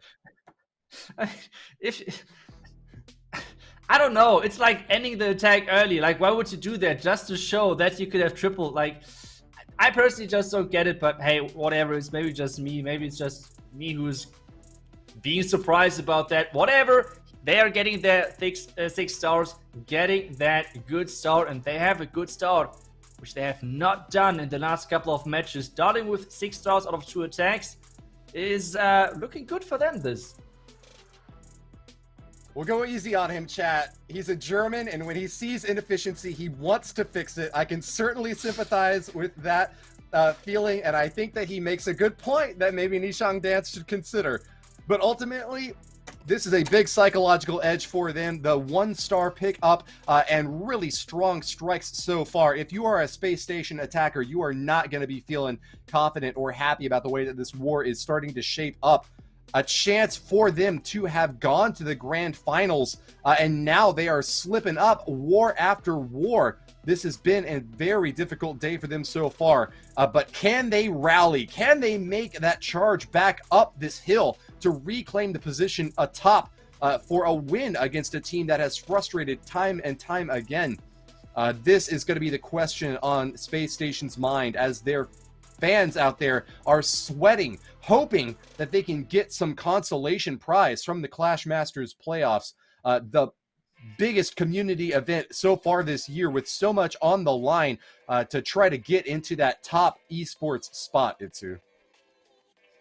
Yeah, we have that next attacker Agent on the list, and he is coming in with some bats. Okay, we have not seen those bats too many times in a successful fashion. So let's see if Agent can somehow make that work for them. 7 bat spells into this mix and bring 4 freezes. Okay, that's a lot of spells invested into this this part of the attack. But this means you need to somehow take down that town hall as well. King versus king, queen on the charge of taking down this town hall, Woody. And she is definitely going to be able to do it. No healers required. She is moving in deep with that unicorn and ready to claim the first star. Agent 33 found that great opening and is ready to start up with the main stage attack. Electro Dragon going to get some fantastic funneling along the outer edge, chaining lightning across many different structures. Might even get some chain damage onto that enemy scatter shot and air defense in the interior there if the bounces are lucky. Agent 33 is nonetheless going to be moving in hot and fast with the Stone Slammer taking a lot of shots here, pushed back by that air sweeper, and it's already popping out. Grand Warden Eternal Tome ready to be used. When is Agent 33 going to send it in? There it goes, Itsu!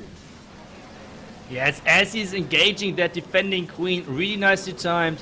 And now those dragons should be easily taking down that defending queen. There's the Royal Champion coming from the far right side onto this multi-inferno tower. And this is really nicely done because there's not too much damage over there. So this Royal Champion should, without any problems, take down this multi-inferno tower. And now we are still waiting for those bats. He has still 7 bat spells left in this one. So you can just place them on top of this scatter shot. There's the freeze though onto the wizard tower. And now we have those bats unleashing onto this base. Another freeze to keep those bats alive. And with that, easy getting that freeze or done. He could swag the freeze, but he's using the poison just to make sure that he's getting that 3-star against this defending Ice Golem clan custom without losing any more time.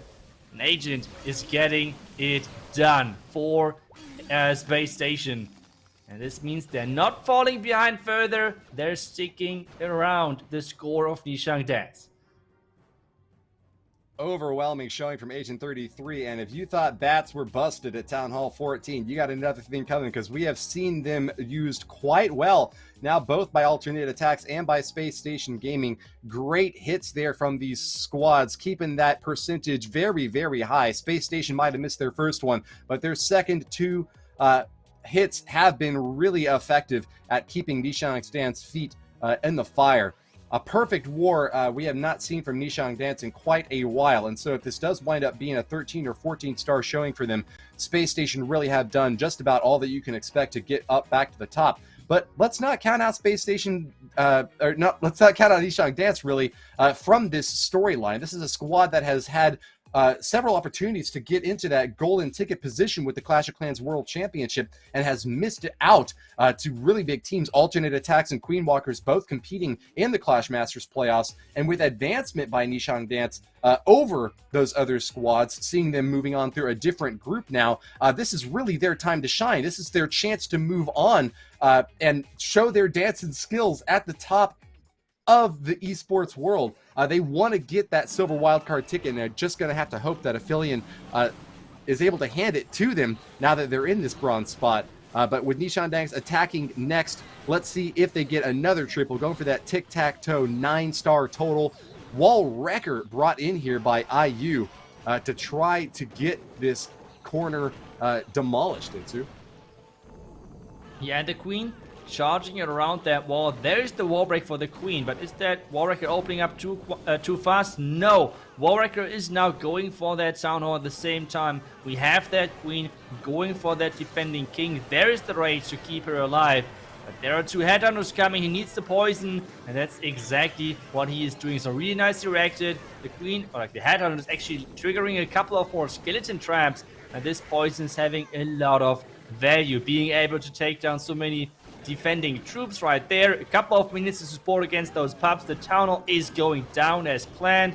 And there's now the king coming in as well to make sure that the king is pushing the queen into the right direction. Another rage and invisibility spell coming in to keep that queen alive. And then we have those dragon riders starting soon at this top right side, Woody.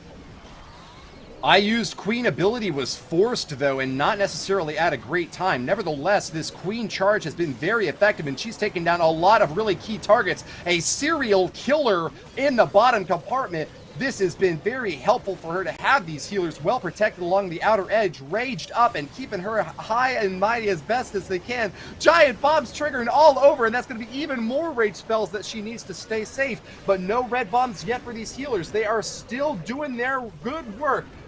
Protection up top for that Grand Warden to keep those Dragon Riders on path, and they are collapsing deep into this left side compartment where the last line of defense will be holding on. So many meteors raining down on them. This Eagle Artillery firing away with impressive force, but cannot hold up against the strength of that Royal Champion. Toss the shield off in the last minute. A cleanup looks good for IU. Yeah, it looks really good for him with a couple of Dragon Riders still left. There's the NATO delaying things, but to be honest, 40 seconds is going to be easily enough to finish off this base. Queen is going for a wall, like just doing the favorite thing what Queen is typically doing, but getting that 3-star in. And this clan castle is going down. I don't know what is going on, Woody, but Nishang Dance somehow always is performing when it's going up against Space Station. As we said, the last result between those two teams was 14-12, winning the Nishang Dance squad. So I don't know what's going on, because the other matches from Nishang Dance looked like 12 stars, maybe 13, but the majority of them were like 12 stars. So I don't know what's happening. Yeah, it seems like their bases really fit to their style. I guess they do, and that's bad news for Space Station, who might have been hoping to be going on to the Grand Finals and not having to face off against Nishang Dance again, at least until then. But yeah, not able to adapt or get any construction that can frustrate the Nishang Dance players. 3 for 3 so far, and with the possibility, the terror of a perfect war out there, just as Nishang Dance did to the Queen Walkers. This Chinese team is really a powerhouse of offense right now. A squad that has had difficulty in the past. They're not an invincible force. They aren't a team that reliably puts up perfect wars, but they've done it before and they can do it again. And if it happens to you now, it would just be the most of a letdown that you could hope for. Space Station Gaming are struggling now, but with another triple could keep their hopes alive and just pray that their defenses can frustrate Nishang Dance after all. Yeah, and it's only one defense which they need to get back into the match. And we have now Marinol coming in with Super Witches. Okay, this is going to be intense. Super Witches versus this base from LP. And he's starting things off with this Warden Walk. The question though is he trying to go for that Town Hall, or is he just going to use that Warden as funnel option to make sure everything in front of the Town Hall is going down? Those are the options what he could go for. But so far he's delaying those healers to make sure that they're not getting shot at by this air defense. Warden is now creating the pathing, and this means healers are getting placed. But nearly 1 minute is already gone, and those Super Witch attacks, they take some time. Instead of going for the Town Hall, he is just starting with those witches and starting with that queen. And they're going to walk into this multi-inferno tower compartment now, Woody. Interesting to see what he's brought alongside here. He didn't go for the party wizards, but he does have that one lone lady to help out along the left corner.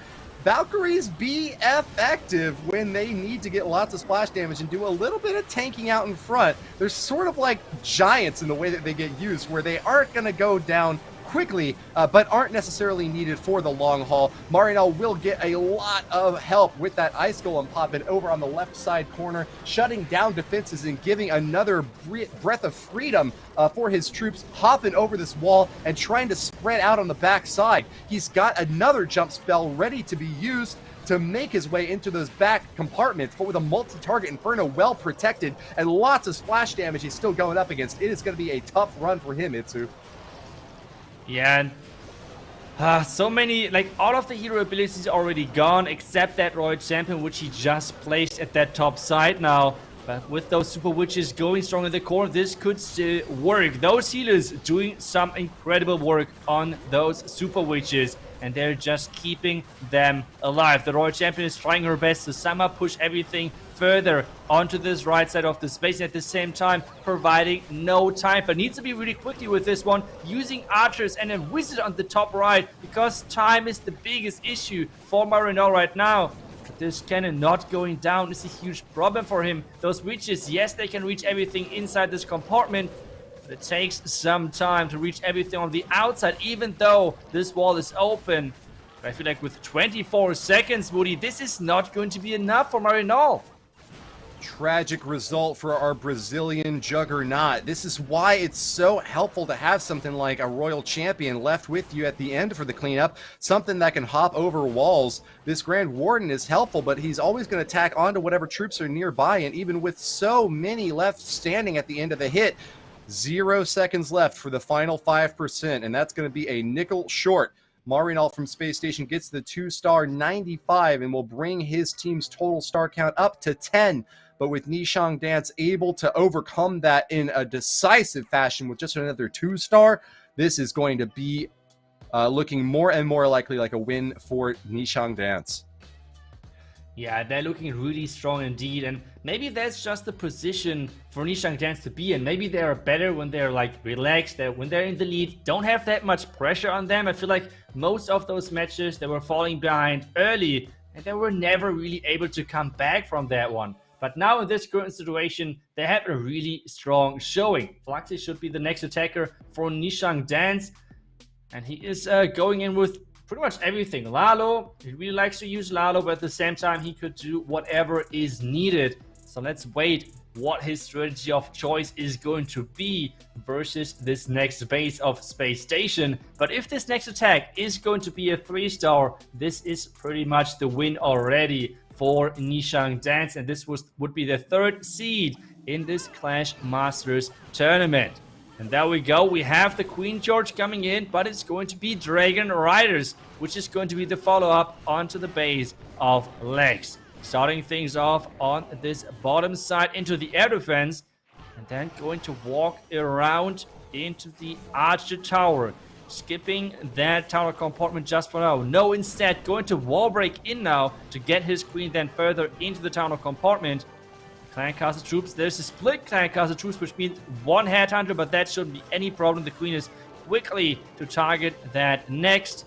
And there's the rest of the Clan Castle coming out. It's 1 more headhunter and a lava hound, which shouldn't be too many problems. And this queen charging in strong into the tunnel compartment. As long as this queen is staying next to the wall and dodging that tunnel poison, this would be huge for Flaxy moving forward.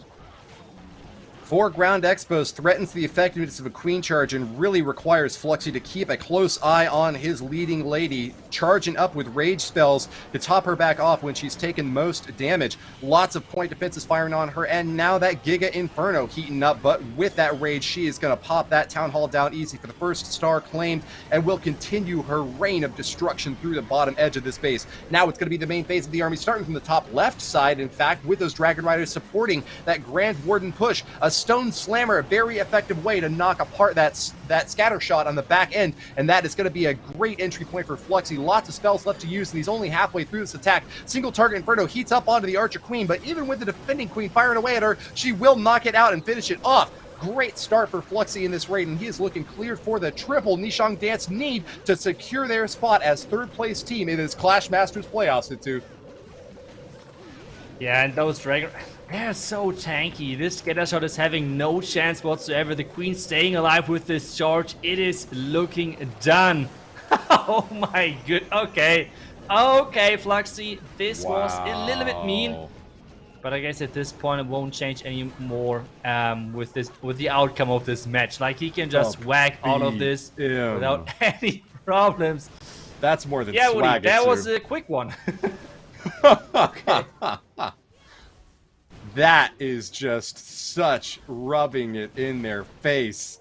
All of those spells dropped. How many spells were that? I think I saw like 2 rages in Viz. Freeze, like, that was just so over the top. Fluxy, what a personality. What a character. And keeping pace with the other Nishang Dance members. I wonder if there's like a competition among the Nishang Dance players. Who can waste the most spells at the end? I think Flux is going to be in the win for that column right now. Yeah, I think it were 2 rages, which is 4 spell slots, then 2 freezes, and an invisibility spell, which is 7 spell slots swagged at the end of the attack. So not too bad, not too bad. I feel like for the first attack was only 1 rage and 1 freeze or something. So only 3. Like, that's pretty bad, to be honest. But, I mean, that's the own competition what they're having going on over there. But either way, really impressive stuff so far from them in this specific match. And still, it's always surprised to me seeing it's like a different team to me. Like, having this performance against Space Station, which is arguably a really good team, and then the performance earlier, that was a huge surprise. But either way, we have Lex coming in with this next attack, and we have this funnel for the Queen with those sneakies. There's the Coconut Loon, making sure those healers are surviving. And there are the healers coming in with that Queen Charge into that scattered compartment. And then later, he is going to add that lock launcher to have even more value with this Queen Charge, Woody. Rages up the healers. This is a big value attack, as you mentioned. My favorite siege machine being used here as well. The log launcher ready to bolster the hit in over in the left side corner.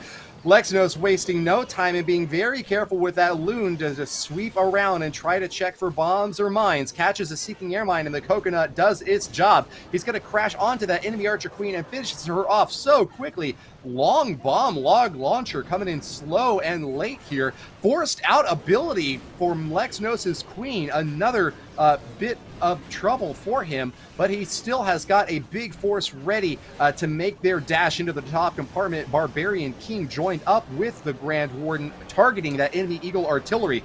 Log launcher is finally going to crack open to that bottom compartment and give this Queen Charge another big leg up. But where's the main phase of the attack coming in? Those 4 Dragon Riders are ready to soar. Here they come, Itsu! Here they come indeed, and we have another Dragon Rider surprisingly in that log launcher, but I need to be careful with that queen. There's the invisibility spell, really nicely timed. Meanwhile, we have the Dragon Riders at the top set, so a lot of things are happening at the same time right now for Lex. And we have this queen taking down the Town Hall, taking down the Single Firmament Tower, and now it's all about those Dragon Riders pushing it through just to finish off this base, because this queen now stepped into the Town of Poison, and this might be a big problem for her. 3 more Dragon Riders are alive, Royal Champion as well. Woody, this is looking good for Lex. It's looking very good indeed, Itsu! Excellent work to Lexnos. Heads up play with those spells to keep the queen well protected all the way through. She is going to finish off for the last bit of cleanup along the bottom edge with so many Dragon Riders soaring overhead like the Blue Angels. Itsu, just one thing left to say about this base. It's Clan Clashed! Getting that 3-star in Lex style, really nicely done. And this means Space Station is getting those 13 stars. But now it's back to Nishang Dance, and they can still go for that perfect. We have LP coming in for that last attack. And now the question is, Woody, is he going to top this wagging contest, which is going on in their clan? So is he going to top that result of Fluxy with the 7 swag spells? Or is he not going to do it? That's the question for you. Yeah, it's going to be kind of the only question that remains, because with such an impressive star-topping performance, Nishang Dance is like 3 alternatives here. Do they go for the super swag hit with all the spells thrown away? Do they go for the perfect war with all 15 stars? Or, you know, do they just wind up getting a depressing 2-star finish that nonetheless still gets 14 to win the war? Kind of any way this attack shapes up, you know that it is going to go into Nishang Dance's favor. There's virtually nothing that Space Station could even hope for here besides just a terrible, heart-wrenching 1-star finish. Not likely to see that happen from Nishang Dance on their last, most important strike of this series. Weeks building up to this final hit, and it is coming in from none other than the world champion himself, LP. He has reigned victorious over so many wars and is the best guy for the job to finish this one off with skill and precision. Show us what you got, LP. And he is coming in with the Queen Charge Lalo. Next wall breaker, and he's trying to get the charge into this tunnel compartment. He's trying to be as careful as possible. He's now using the freeze instead of the rage, because the rage is 2 spell capacity, but the freeze is just 1.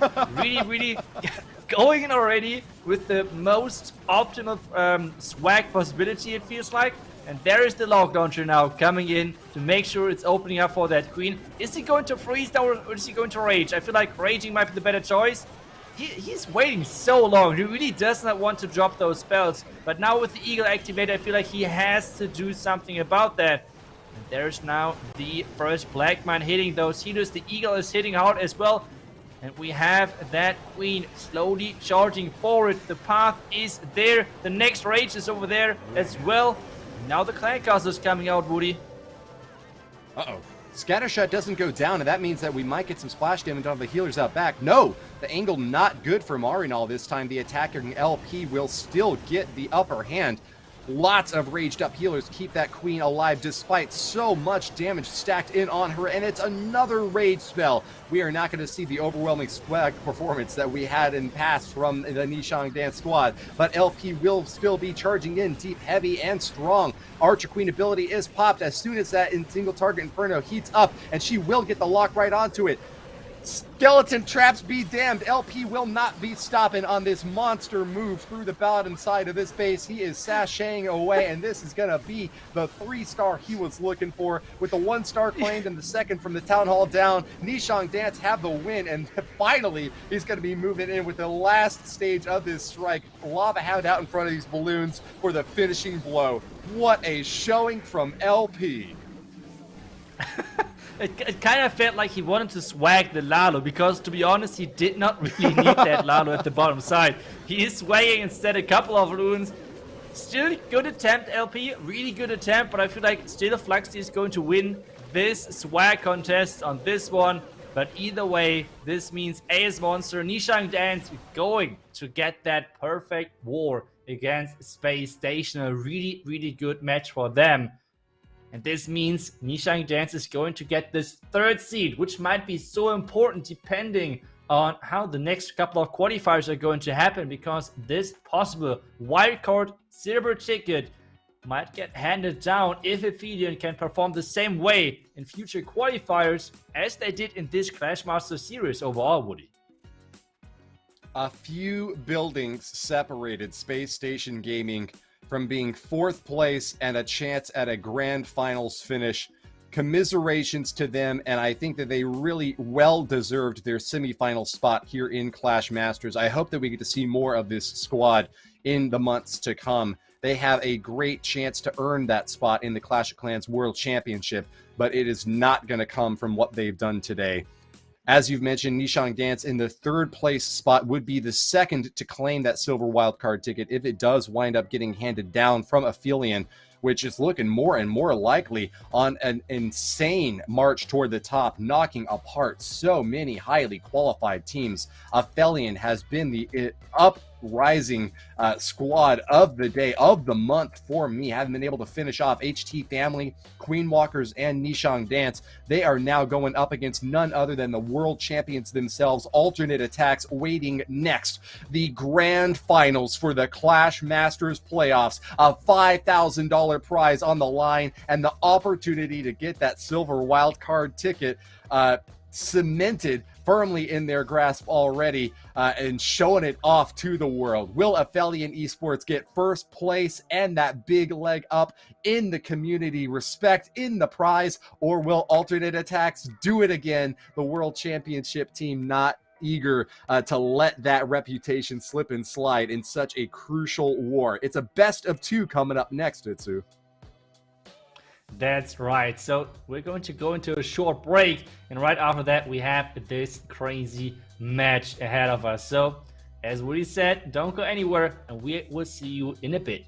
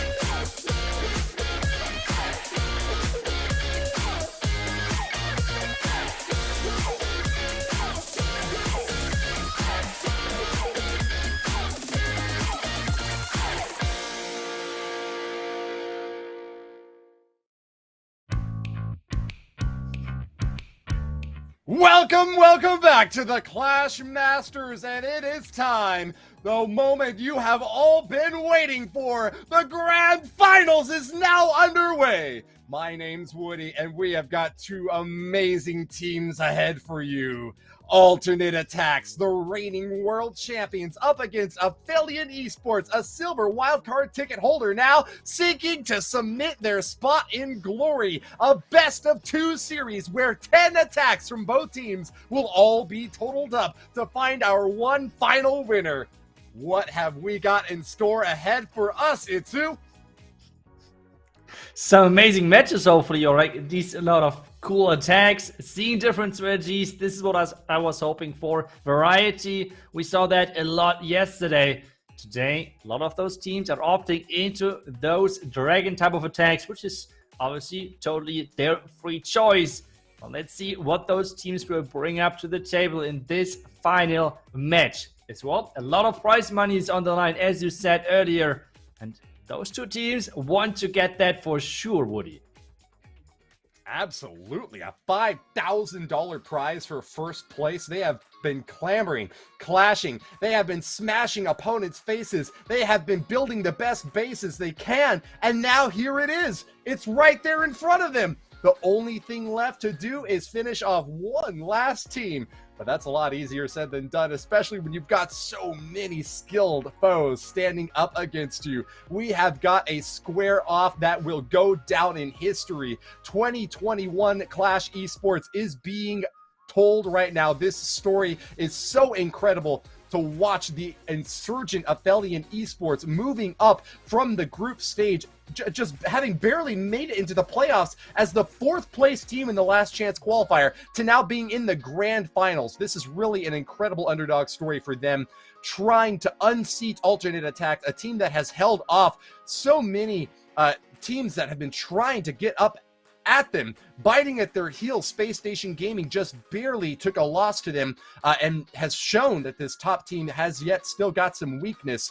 But will that weakness give opening to another hit now from Ophelia Esports, or have they solidified? Will they be able to coalesce and protect their flanks? The first strike has now started. Shoya is in it. Yes, and we have the strategy coming up, which they used so many times already, and where they, you have to say it, are so incredible good at. And we have this combination of Dragon, Inferno Dragons, and Dragon Riders again, with this flank composition, which means they're always going at the flank of the Town Hall, sending in that blim. Wait a second, there are already a lot of archers coming out of this clan castle, which means he is waiting just a little bit to make sure that maybe that they are going for those dragons next. And with this mix, you have the vulnerability using early, and this blim should be easily taking down that Town Hall. Poor Dragon Rider on the upper edge, but still, when he crashed down, it was the curtains for those archers finished off by all the splash damage. And oh my goodness, so many black bombs already coming out and pathing directly onto these big aerial troops. The army has just really taken a big punch right before they even get underway, and another black bomb. Itsu, this is super bad news for Shoya, who was relying on a lightning fast start here to just clean up so many key defenses before he had to really start trying to use these spells to keep his team alive. But the team going down early on, Shoya is really missing a big chunk of his offense. Don't count him out just yet, though, because he's got the Royal Champion to send back in with another free spell left on the back edge. He would have to save it for that single target Inferno, though, and with so much damage being stacked onto his troops, I just don't think he's going to get the triple. Yeah, really nicely done with all of those traps on the back end. And I feel like whenever there's like a back end hero, like the Royal Champion, for example, is a big threat to those heroes, but this poison was just placed perfectly. So maybe he can somehow power this through. The Unicorn is healing up that Queen again, which means she has some more power. At the same time, we have this time running non-stop. The Royal Champion going down, the Wizard Tower in the core staying up. But with this, the Queen has a long, long way in front of her. And Woody, I just don't see that this is going to work. The Queen, yeah, she's getting healed up again. But how is she supposed to reach that Inferno Tower? She can't. It's true. That's the answer there. That is just not going to happen for her this time around.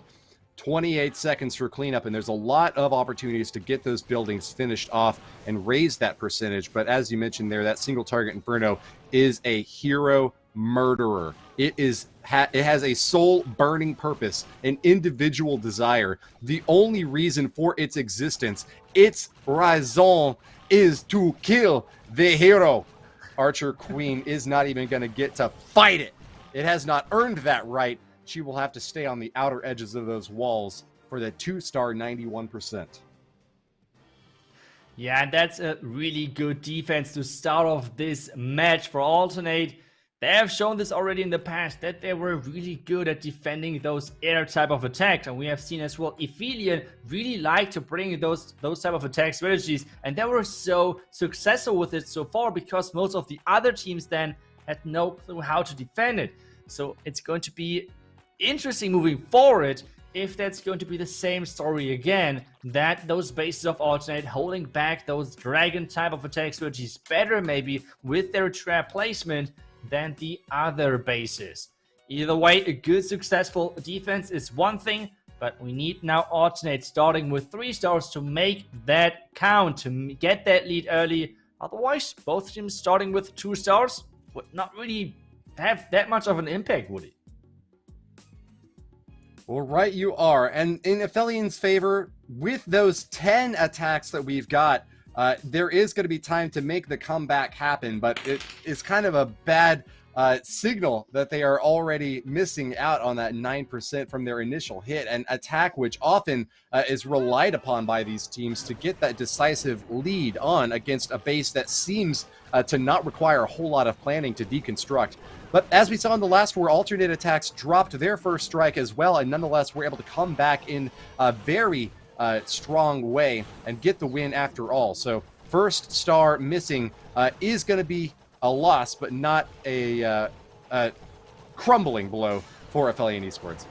Vale, on the other hand, could be the one to deliver a crumbling blow right here and now. With a charge into the bottom right compartment, this queen is going to have raged up healers happy to keep her healthy with no real big threats posed against her. Just a chance to take down those enemy heroes.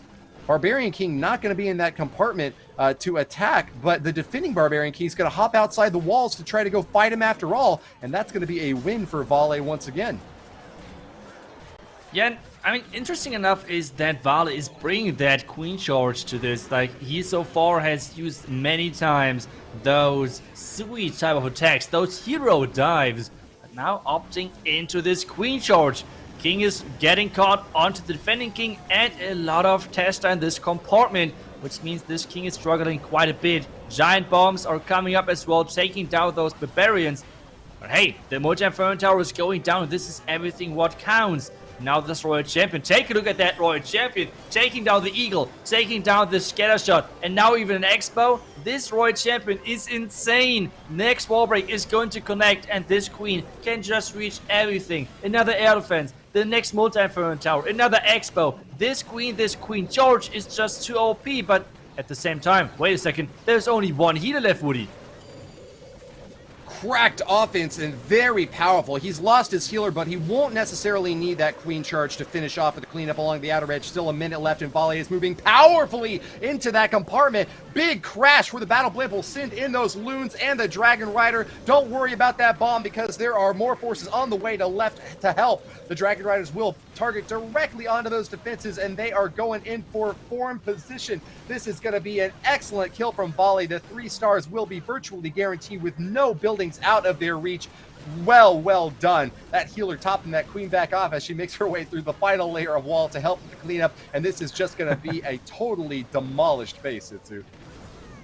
Yeah, what a strong queen charge. Just creating that pathing. I feel like this Royal Champion was the key to success for this queen charge. At the same time, it looked pretty baited. I mean, he had 1 healer left at the end of this attack, so a lot of black mines were on her way. But at the same time, with just taking down everything on her left, on her right, those Dragon Riders just have to go through and take the Town Hall, say thank you, and take down this base with ease. So really nicely done from Vale, and they're taking the lead already after this first attack.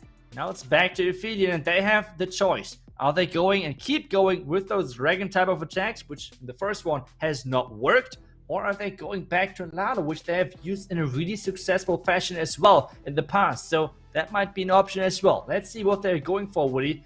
Because it needs to be a 3-star to make sure that they're staying close. And remember, this is a best of 2. Right you are. This has got to go the distance, so you can't just get a little tiny lead early on and hope for beyond hope that is going to be enough to get the win. Still, though, I think alternate attacks are a squad that, as we've said before, has gone the distance in these really long, drawn-out wars. And even when they start out behind, they're a team that can get back into the lead position. They are a team that really does a great job segmenting out their attacks, compartmentalizing their focus into the next 3 stars that they want to try to claim, and that is going to be the order of the day for them. But on the other side, Garakuta, one of the strongest hitters from Ophelia Esports, a team that is ready to get back into a strong position now against an alternate attack squad that has already showed up with a 3-star start.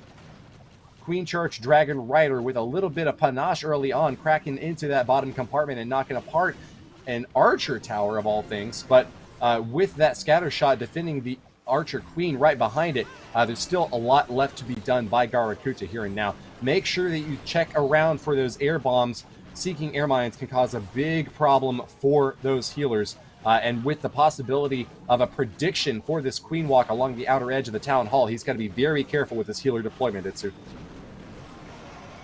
That's right, but wait a second, that Queen is going the other way. Is she going to come back? But I don't think so. He's making everything invisible. Invisibility! That was such a genius move.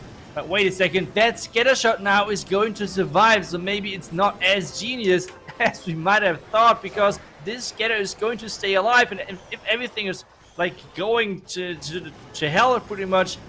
Oh, wait a second, the Queen is surviving. Okay, that's good, but now he has to use that slammer to somehow take down the scatter shot and get that Queen back on track, because this Queen is supposed to take down the Town Hall. And there is so much damage on this Queen and on the healers, Woody. Oh.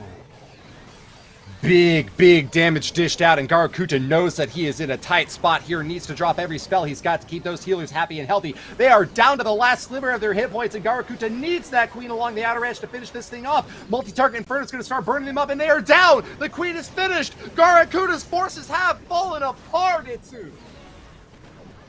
Falling apart indeed. But the Dragon Riders might still be able to push this through. He has the Royal Champion as well. He's raging things up. There is the Royal Champion ability to get everything through the core, but the defending Royal Champion is just going onto those Dragon Riders, and there's the Red Bomb form.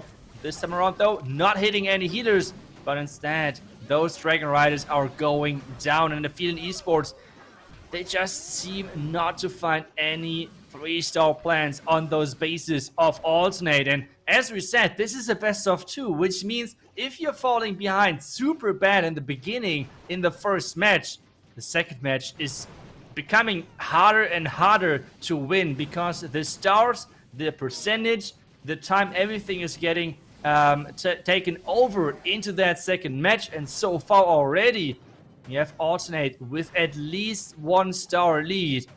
And this is looking really good for them. The percentage is not looking too hot either. So this means Garakuta and Ophelia Esports really need to find some other plans, because this so far has not worked for them against alternate. No, it has not. And this is a big disappointment for Ophelia Esports. The worst start to a war that they have had in the Clash Masters series. 2 misses and an average destruction now brought down into the 80s out of that. This is just a terrifying launch for Ophelia Esports, just like a failure to launch, really, crashing down back to earth against an alternate attack squad whose defenses have really just surprised, frustrated, confused, dumbfounded Ophelia Esports. Yeah, and at the same time, like, when you're throwing so many different plans at those bases and nothing is really working, you're wondering yourself as well, like, what is working? Like, so far, they have used those strategies with incredible success. Like, you have to remember, it's not like that Ophelia got into this finals with, like, incredible close matches. No, they're always dominated on offense. They had always, like, 14 stars, something like this. So really high offense. And starting 0 out of 2 is something completely new. And now we have a Boom coming in next, and his blizzards are always so impressive. Can he do it again with this one? Sending in that blimp right behind that eagle, and from this angle he can reach that Expo, reach that eagle, and reach that defending queen. And this oh, wait a second, there's the scattershot shot flying across, but those super wizards for now at least are staying alive. This was a terrifying start for Boom. Saw a giant bomb explode right where that blizzard was positioned, and those super wizards took a massive hit. But really heads up play with those invisibility spells keeps him on track after all. And even though those super minions are going to be flying high, they just get a poison spell down to try to help take care of him. Baby Dragon on the back end is going to take another shot or two, and that's an unfortunate end for him. Boom does have to do a little bit more work to clean up those CC troops on the backside, but with an invisibility spell for the Royal Champion, she finds another way into the bottom side compartment and will be able to knock apart that multi-target Inferno with a big shield tossed out there. 6 Dragon Riders ready to be deployed for Boom in the main stage of his attack with the Tesla farm popping up right next to that Town Hall. It is going to be a big defensive boon for Choco. Can he power through after all, Itsu? Yeah, with that Tesla form, it takes a bit longer. A lot of Tesla, a lot of traps, everything is coming up, delaying those heroes. But I feel like with that Queen and still with her ability, it should look alright. The Barons are going down versus that Giant Bomb, but there we go. With those Headhunters, with that Warden ability onto those Dragon Riders, and this is looking strong though.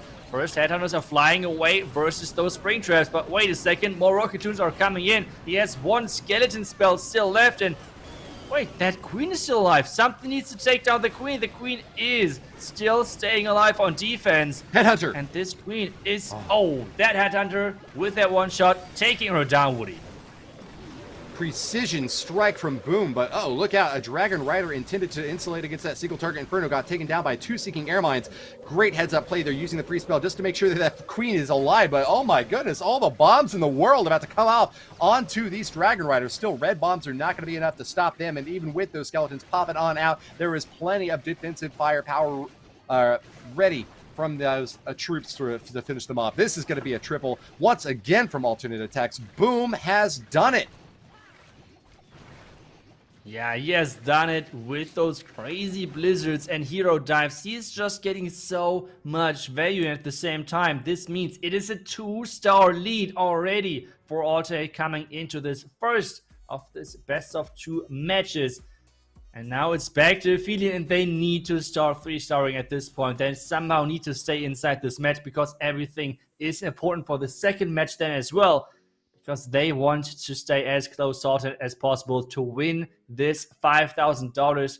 It's a big difference. I mean, yes, of course, they got already this silver wildcard ticket, but at the same time, I mean, there's a huge difference in between of the first and the second seed in this tournament. So going for the first seed is obviously their objective.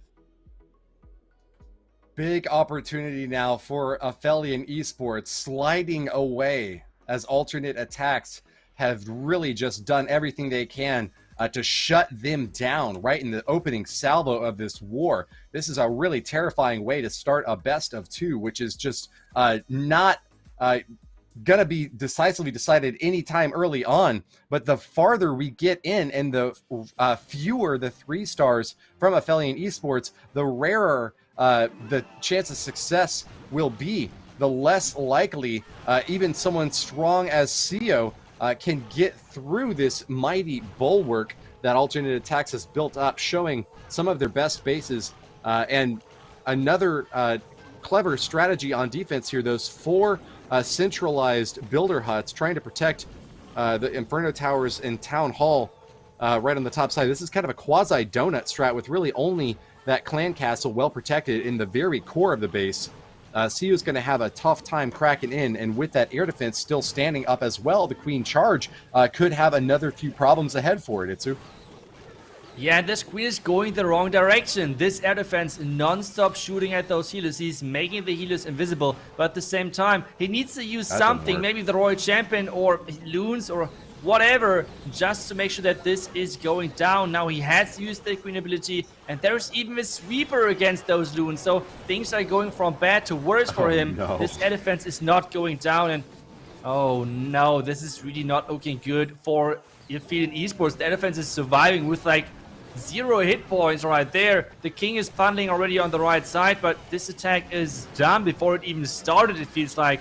Those healers are now getting saved from this air sweeper, but with only 2 healers left alive against the clan castle without her ability, that's no chance whatsoever to survive, like let this queen survive. And now those headhunters, now those archers are just going to go ham on those heroes. And we have now the vulnerability to protect everything, but I am not sure if those Dragon Riders can somehow save this Woody. Alexa, play Black Balloon by the Goo Goo Dolls. What a heroic attempt by CEO to rescue those healers by sending in balloons, dropping spells left and right, but just not enough to deny the defensive firepower from such a strong air defense there, cracking off and eliminating the main offensive force for this attack. CU has been just left hanging high and dry without the queen charge into the late stage of this war and with so many defenses left, but he is just really making every single opportunity the most that he can. Royal Champion finalizes this last compartment and is going to get the happy ending that she searched for so long. Minions on cleanup along the outer edge, though, are just going to have to really hope that they can get this thing finished off. Look at that. A jump spell still left to be used, Itsu. What? He's jumping the goblin into the base to make sure that he's taking down the Dark Elixir storage. And time, I mean, time is the only problem. How did he, like, what happened? How did that still work? I have no clue, but this is still a 3-star, even though things went so bad for him. I'm just confused. I mean, did we not see any black mines? What happened over there? I feel like, what just happened to this base? Somehow it still worked, even though everything went wrong. That was just a love song to the Queen Charge Dragon Riders attack strategy overall. CU sacrificing his queens, giving up balloons to an air defense, and yet still having so much left to finish this base off. Dragon Riders are powerful for a very clear reason, demolishing base defenses and having virtually no need for spells to get the work done, holding on to a jump of all things, and he's just using it on a little sneaky goblin at the end there that knocked down the Dark Elixir storage. What a way to finish the fight. Ophelia and Esports get their first triple in the most stunning fashion that we have seen from them so far, Itsu.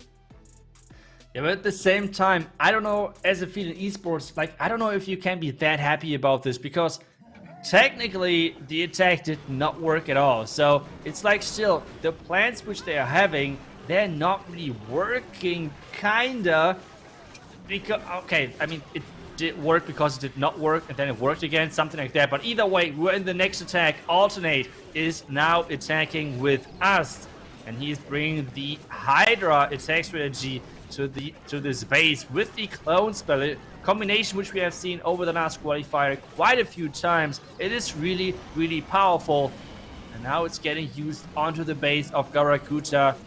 This blimp is meant for this single Inferno Tower, and obviously with the clone spell together. Queen though, wait a second, that queen is barely staying alive, but there's the scatter shot. Can the queen stay alive a bit longer?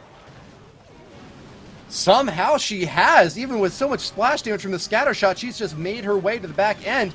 2 scatter shots really closely positioned in Garakuta's base, and Ast is going to try his best to punish for that. But a tornado trap spins the dragons around. They will not be able to path out of the scatter shot. It's going to be up to the Dragon Rider to try to get his due over there. Does manage to finish it off with another freeze spell, denying more splash damage, but that is going to be a hard split up for these dragons. All the traps in the world exploding right in their faces in the center, right in that baseball-shaped compartment in the middle here from Garakuta's base. Still holding on to a big murder ball of dragons along the left corner there. Looks like 4 of them with some balloons that are flashing and blinking away as the clone spell fades off. A couple of Dragon Riders out in front are about to crash down to the earth and give no more help to this attack for Ask, but the last leg of this offense is going to be good. Hopping over the finish line, stumbling and maybe limping a bit here, but the Royal Champion should be able to finish it off. Her ability just so effective against those Teslas. Pop it anytime you want, Ask. It's going to hit them after all.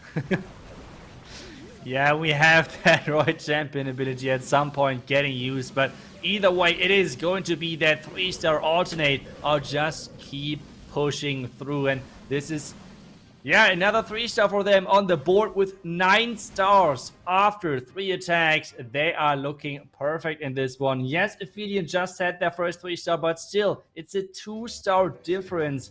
And this only 3 attacks into this match. And we have to remember, still, I want to always remember everyone out there, and if new viewers are coming in as well, this is a best of 2, which means the stars of both matches are getting added up together to have the final score and see who is going to win. So losing the first match really badly is not the best thing, because those scores are going to get added to the second match result. So you never want to lose too bad in this first. And now we have Ophelia coming in next, and hopefully we see a plan which is somehow working at the same time as well, succeeding, if you know what I mean, Woody.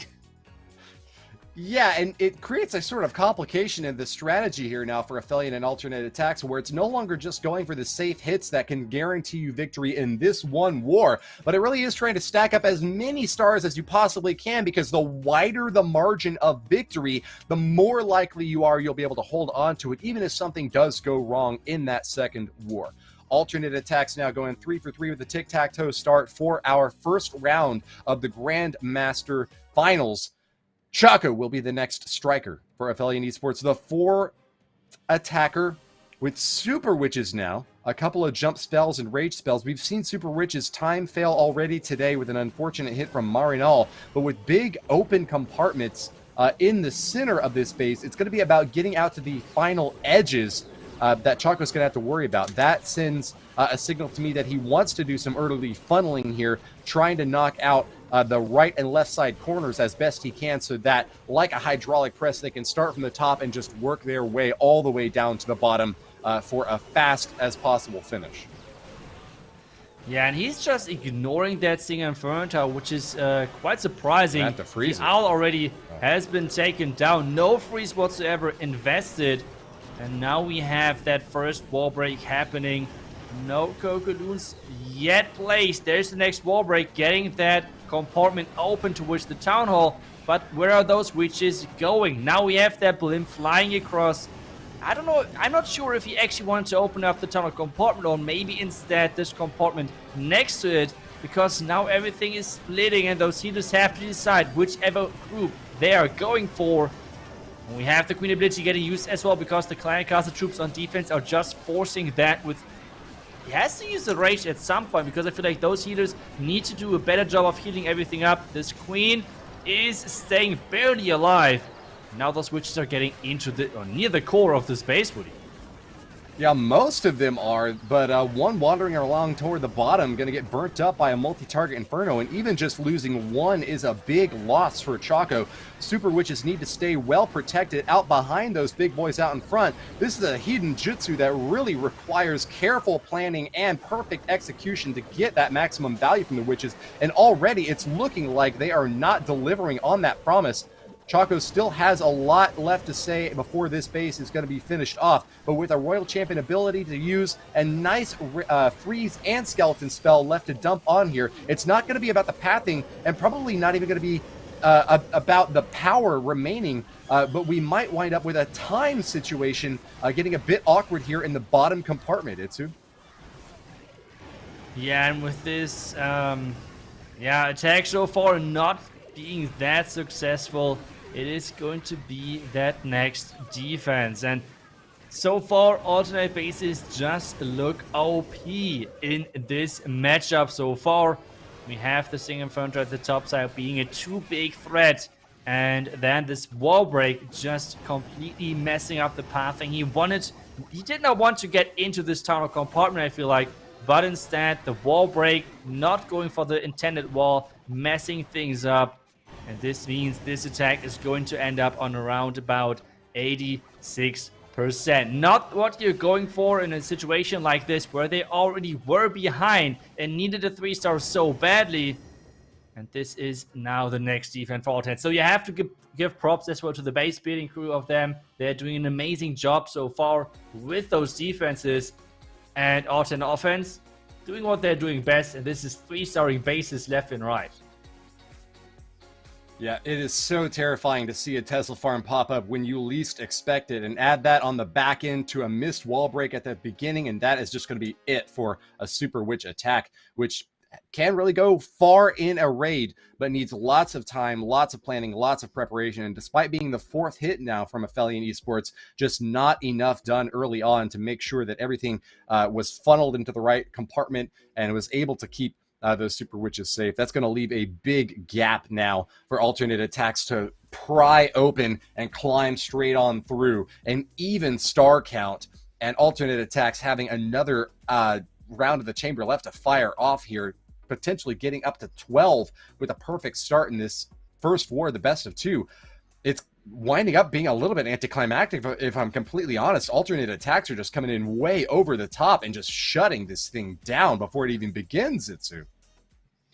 Yeah, I'm kind of surprised by the fashion of how they're doing it. Ophelia so far, they were so strong. It's like not that they were lucky getting into this finals. They were winning every single match really convincing, and it did just not work out for them in this match, or at least the bases are somehow not giving them any chance. And now we see the next attack of alternate Musk using this Inferno Dragon and Dragon Rider combination onto the base of Sio. And we have the blimp any second. There we go, there's the blimp. And now we have those Inferno Dragons really getting into that first skeleton compartment. Since there's no more Inferno Towers near the core of this base, those skeleton spells have an incredible value because they're tanking the Queen, tanking the scatter shot, and tanking the defending Warden as well. That is just incredible value right there. Wow, well done to Mask. A lightning quick start, and already a minute in, he's claimed the first 2 stars. A wide spread for these forces throughout the base, not finding much trouble at all with sweepers and air defenses, but now getting to focus down on scatter shots and multi-target infernos, the big, real obstacles that Mask has had to face in the past and have so often derailed these aerial attacks. Holding on to his Royal Champion until the very last leg of this strike. He is going to go in right behind this Barbarian King. And with another free spell and even a Giant, some additional cleanup along the bottom edge, this is going to be a dicey maneuver, but still with the potential for a 3-star if everything goes according to plan. Yep. If that Royal Champion can stay alive, that would be the deciding factor. But at the same time, there is no Unicorn anymore on that Queen, which is normally always the key to success. With that Roger ability and the Outer Tower going down, there's not too much damage anymore on those back-end heroes. And with this, Cannon and Archer Tower should fall soon as well. He even has a freeze spell left, which he can use and freeze that Archer Tower with. So, another 3-star. It's a close one, but it is going to be another 3-star for alternate, and they're just pushing it through. 3-star lead after 4 attacks each. Wow, this is getting a little bit one-sided, you want to say. Yeah, remarkable spell usage there from Mask. It's a really incredible pickup to see the meta game for Clash of Clans shifting from like just a couple of years ago where you would just like stack pretty much all rages or heals and maybe like 1 poison in there, to now getting to the point where you've got like 2 lightning spells, you've got a clone spell, you've got skeletons and poisons and rages and haste. It's like you're using every single thing in the playbook to make sure you can get the most possible value from it. Mask is just throwing the kitchen sink at this base and coming away certainly not empty-handed. An impressive 3-star to follow up for a potentially perfect war opportunity by alternate attacks. I don't know if we have the terminology in the Clash of Clans esports scene to describe 2 back-to-back perfect wars, but we might have to invent that if alternate attacks keeps up this momentum. They are just incredibly difficult to stop at this point, Itsu. Yeah, they're looking unstoppable at this point, using all of those strategies, which are so powerful in the current meta for sure. And with those heroes being so strong, keeping them alive is like the game changer. We have seen it in this last attack as well. Those heroes staying alive for so long. And now we have Kazuma coming in with the Queen George hybrid onto the base of us. There are 2 bomb towers surrounding that town hall, which is a good sign for a hybrid attack. But can he make that work? That's the big question, because so far those tunnel charges did not look that easy onto those alternate bases. We have the healers set. The first Black Man is getting triggered. The not Coconut, Hog Rider. Oh wait, that Queen is staying barely alive somehow on this one. That was a close one.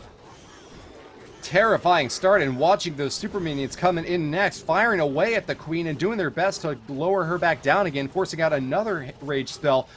Kazuma is nonetheless going to be very careful about his placement. He knows that he can't give up any spells early on that are not absolutely necessary to ensure the survivability of this Queen charge. Balloon does catch a Tornado Trap, and that's good news for Kazuma. It means that those healers will be safe and happy along the back edge and won't get tossed around into the skies by that Hurricane.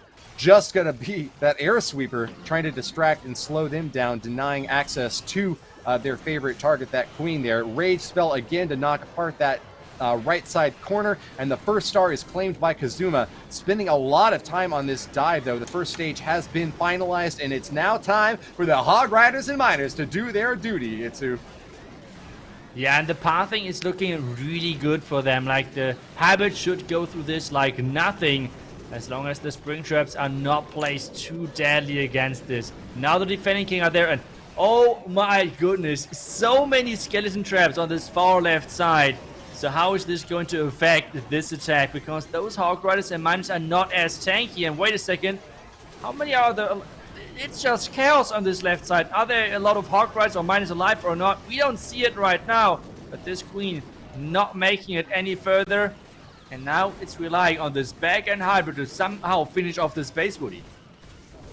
Kazuma's force is just squished in the middle between that cannon and scatter shot out on the right for the Queen, and then a massive compartment in the middle, so difficult to path through. That surely must have been why Kazuma chose to bring the hybrid army this time, digging under the walls and hopping over them with the Hog Riders to try to get to that multi-target Inferno. But maybe he underestimated the potential for traps to set him up. A Tesla farm right in the core of the base doesn't have long range, but as the troops have been trying to wiggle their way around these walls, have just found so many opportunities to fire away at Kazuma's forces, with a scatter shot and multi-target Inferno still standing up.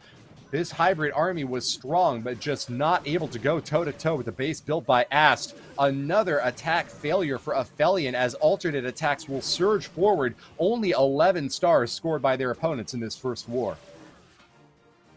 Yeah, and alternate can still go for this perfect. I mean, even though Ophelian already has done all of their attacks, they are already behind on stars, and alternate still have one attack left. So this is looking like a huge one-sided match, and we said that you don't want to have this happen in the first match, because those stars are getting added to the second result as well.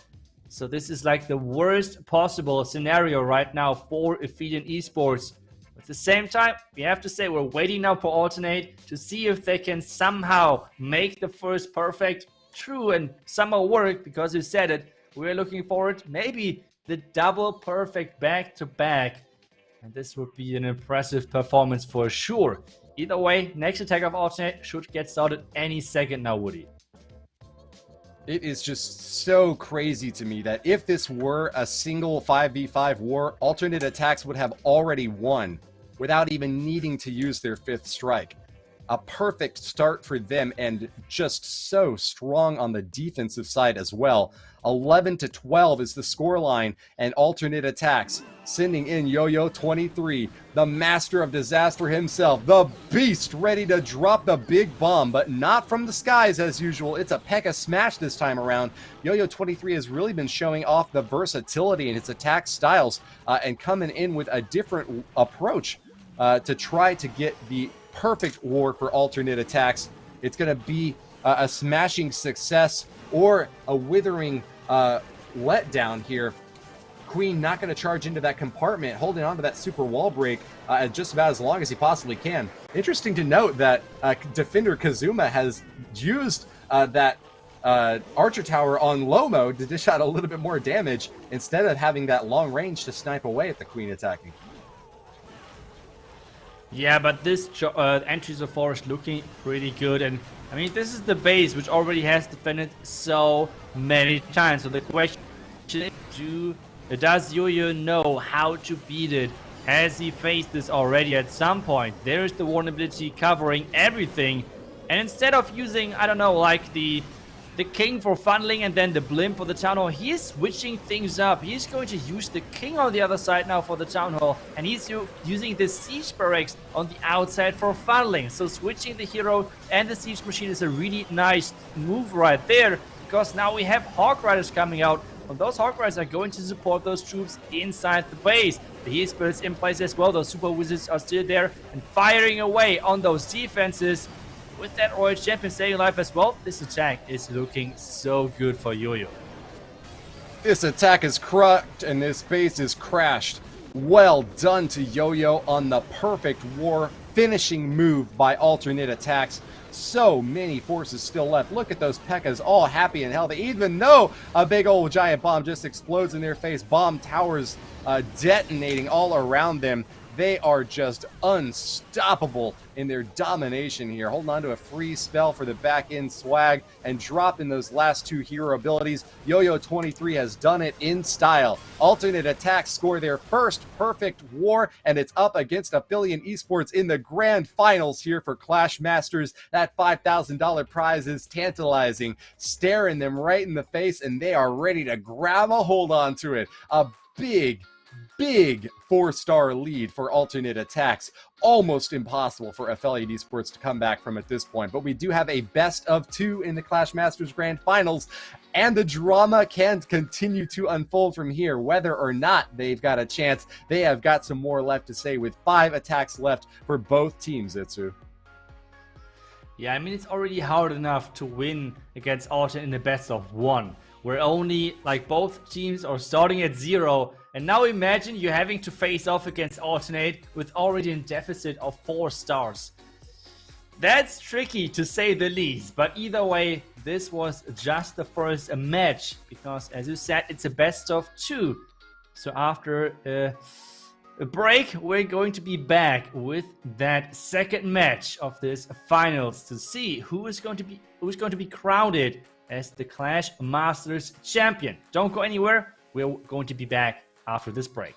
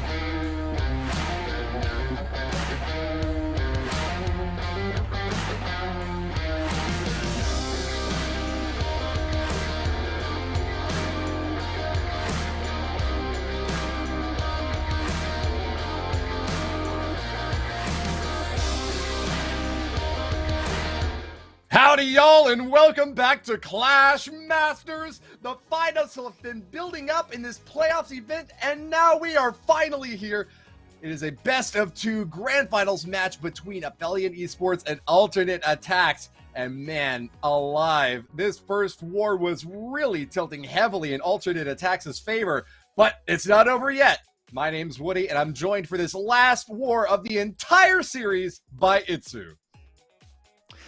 That's right, and what a first war that was. That was a super impressive showing. You have to give that to Alternate. Not only a perfect war on offense, but as well in such an offensive meta. 11 stars on defense is already an accomplishment in itself. And the only 3-star which happened, I have still no clue how that went through. The craziest screenshot Dragon Rider attack which I have ever seen, most likely. But either way, now it's a new game. Or is it? Because there are 4 stars now in the lead, because the result of the first match is going to be taken over in this best-of-2 system, which means this next match is starting with Alternate being 4 stars ahead. And this is not going to be easy for Ophelia at all. I think over here, Woody. No, it will not. But hey, I've seen crazier things happen in the past. Let's give them all we've got. Ophelia Esports, the first to attack in this second war. Following up on an 11-star performance in their last round, they'll be bringing back that triumvirate of destruction from the skies. Inferno Dragons, Regular Dragons, and Dragon Riders. No Queen Charge to start things off, but holding on to a Battle Blimp and ready to send it in when most needed. He's got 6 freeze spells, just 1 rage and 1 heal, and a few skellies to drop in the midsection as well. That's a very difficult interior with 3 heroes and 2 multi-infernos to get through, Itsu. Yeah, but this blimp looks really strong. If this blimp is taking down all of the defenses like the Expo as well behind that town hall, the pathing should be just perfect for those Dragon Riders and Inferno Dragons and everything going through that core. He has a couple of runes from it as well, and they're tanking up those first couple of red bombs and black mines. And with this, the King and the Queen are going strong at that bottom side. And wait a second, he has 1 giant left, which he can use in combination with that Royal Champion on the back end. Wait a second, there is a Hound coming out of the Clan Castle. This is stalling those heroes for quite a bit, Woody. Where on earth did those troops wind up going? Big slowdown in the bottom section, and just as we saw early on, so many defenses left in the middle and no real big plan of attack to knock that compartment out. This is going to be a terrifying drop for Shoya early on, and when they needed to make a comeback start, they did not get it here. A 4-star deficit means that they basically needed a perfect war just to have any chance against alternate attacks, and this is turning out to be a terrifying beginning for them, using the last freeze spell out on that right side compartment, shutting down a couple of point defenses, but there is still remaining a single target Inferno in the top and the multi in the core. Royal Champion unable to take down the multi, and that single on the back end is just going to be a way too long run for this Queen to reach. Yeah, it's not going to be possible for that Queen, and I feel like it's just so impressive. I mean, Ophelia, with exactly those attacks, they were so strong, and everyone were just saying, okay, that strategy is just super broken. But I mean, Alternate is just defending this like nothing. Those air spam attacks are just not working against those bases apparently, and they're using mainly foreground expos. So this is just like a huge thing defending those attacks, and this is just impressive. Ophelia Esports are starting with another low percentage 2-star, and Alternate are just looking yet again so strong on defense. The question though now is, do they go as hard hitting on offense as they did in the first match? I think that they ought to. Why not, man? They are revved up into high gear, and this might be their last best chance to show what they've got until they go to the Clash of Clans World Championship at the end of the year. This is an extraordinary opportunity to take first place in our launching first season of Clash Masters, and what a way to hold a dominant spot in the minds of players far and wide than to have that title position, not just as the world champions from last year, but in the first opportunity in Clash Masters to get it in such a decisive fashion. It's not even really close at this point. It's a big attack from Ophelia Esports still leaves them 2 stars down, and with 5 hits for alternate attacks, they are going to be grimacing at a potential for inevitable defeat if they can't rally right now immediately and get those 3-star attacks back up on the board like they had in previous wars. Ophelia Esports got 14 against the Queen Walkers. They got 15 against HT Family. They picked up back for another 14-star performance to get their spot here in the playoffs, but today has not been their day so far against alternate attacks. They have that silver wildcard ticket, but man, are they going to have a difficult time at the World Finals if they can't gear up and get ready for what is in store for them. Yeah, we have Vale now coming in with another mass Dragon Rider attack.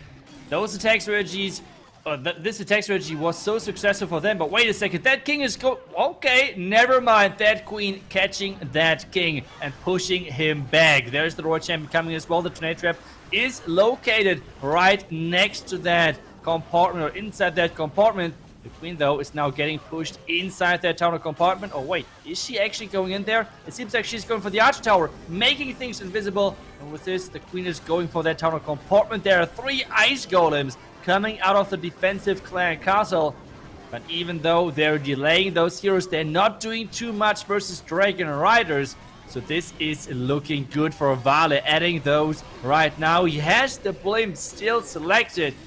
going for that scatter shot maybe, or is going to switch towards that slammer. Either way, he's looking so far really strong. Couple of Dragon Riders into the attack, and Woody, this looks promising for the end of this.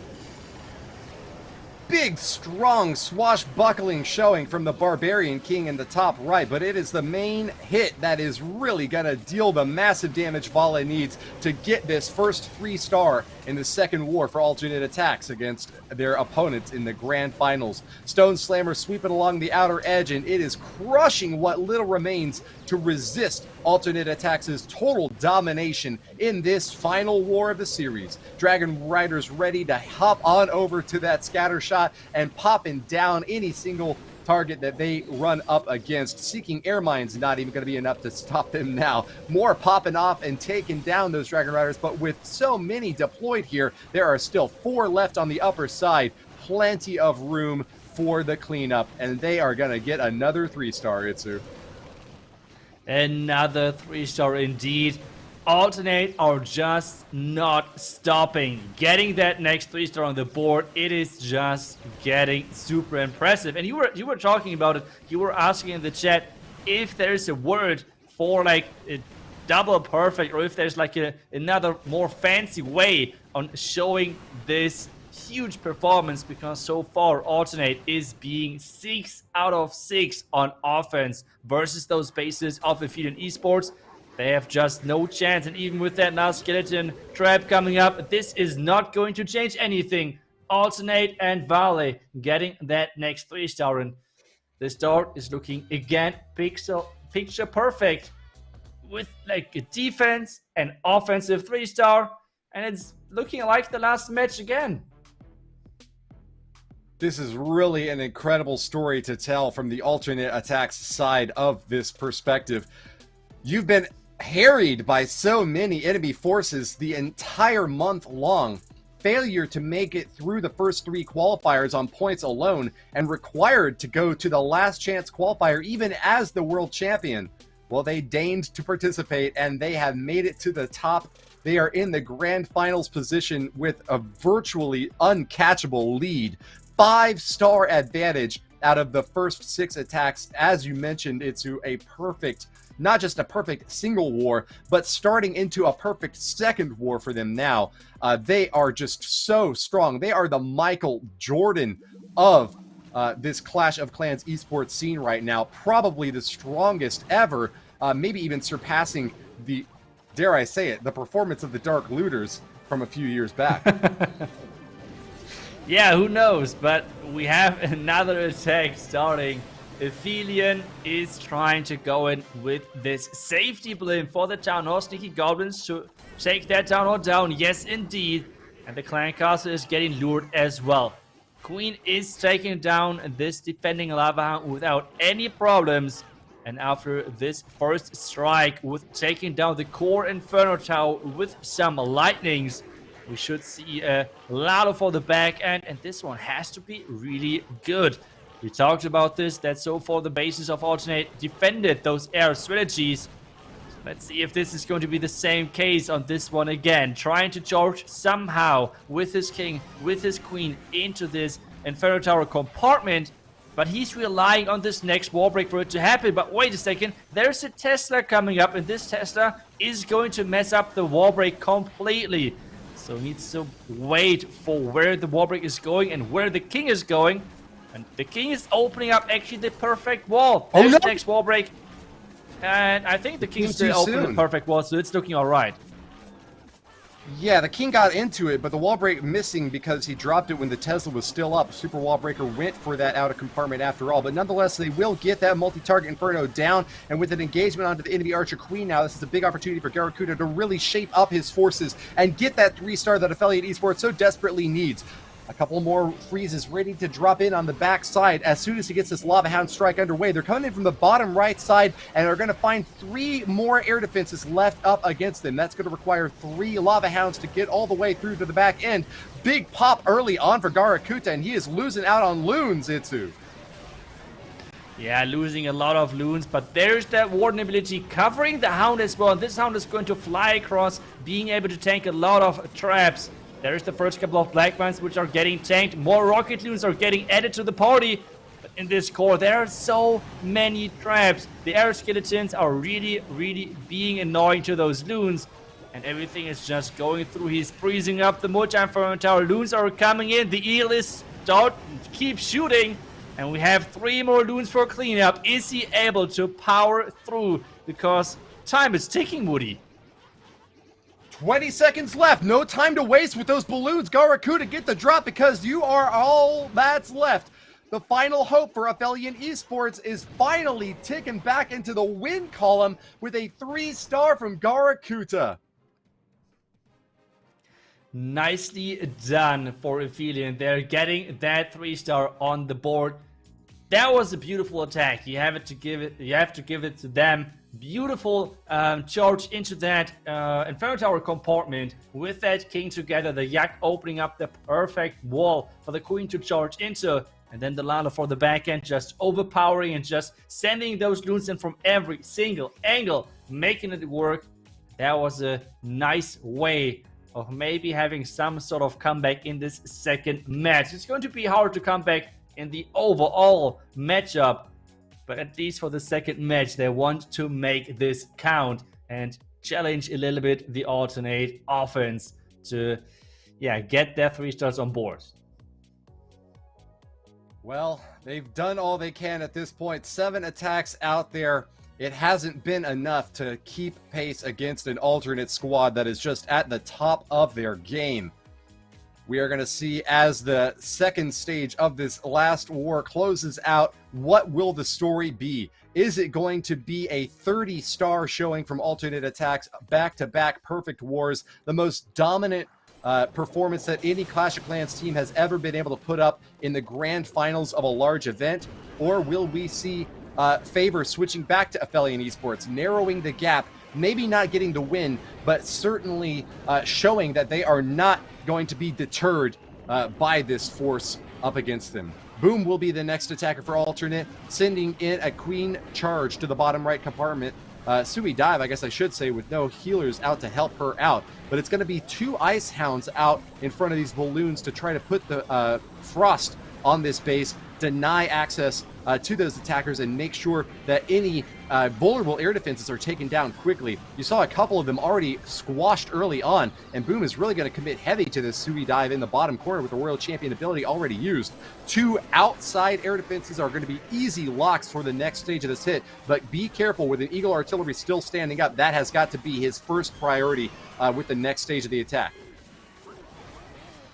Yeah, and there is the first loon searching for any possible black mines, and now the slammer is getting sent into this compartment. The loon wave is coming in from this top side to make sure this eagle is going down as quickly as possible. Freezes are following, and we have those lava hounds going across. And those headhunters should be easy, taking down all of those defending heroes. We have more. Take a look at this loon placement. Loons are coming in from every single angle. How should those defenses now handle all of this, Woody? Rocked and crushed. Boom has done it from the skies again, swooping in with a massive force to finish off all that remains. This was not even close, Itsu. The 7th attack from alternate is yet another triple, and that brings their total up to 21. I am running out of ways to describe the dominance that alternate is showing in this grand final best of 2 war, because they just do not have any weaknesses showing at all. Alternate attacks will put the best foot forward when it matters most, and it's almost starting to seem like their performance from the past few weeks, eking through in the last chance qualifier, was a bit of a ruse, making it seem like they might not have been at the top of their game. But when we made it to the playoffs, boy, have they cruised on through with hardly any difficulty at all. The perfect war over HT family yesterday, just a glimpse into the firepower and might that they were going to show up with for the grand final match. $5,000 up for grabs, and it seems like it's all going to them. A 5-star advantage right now. What is this?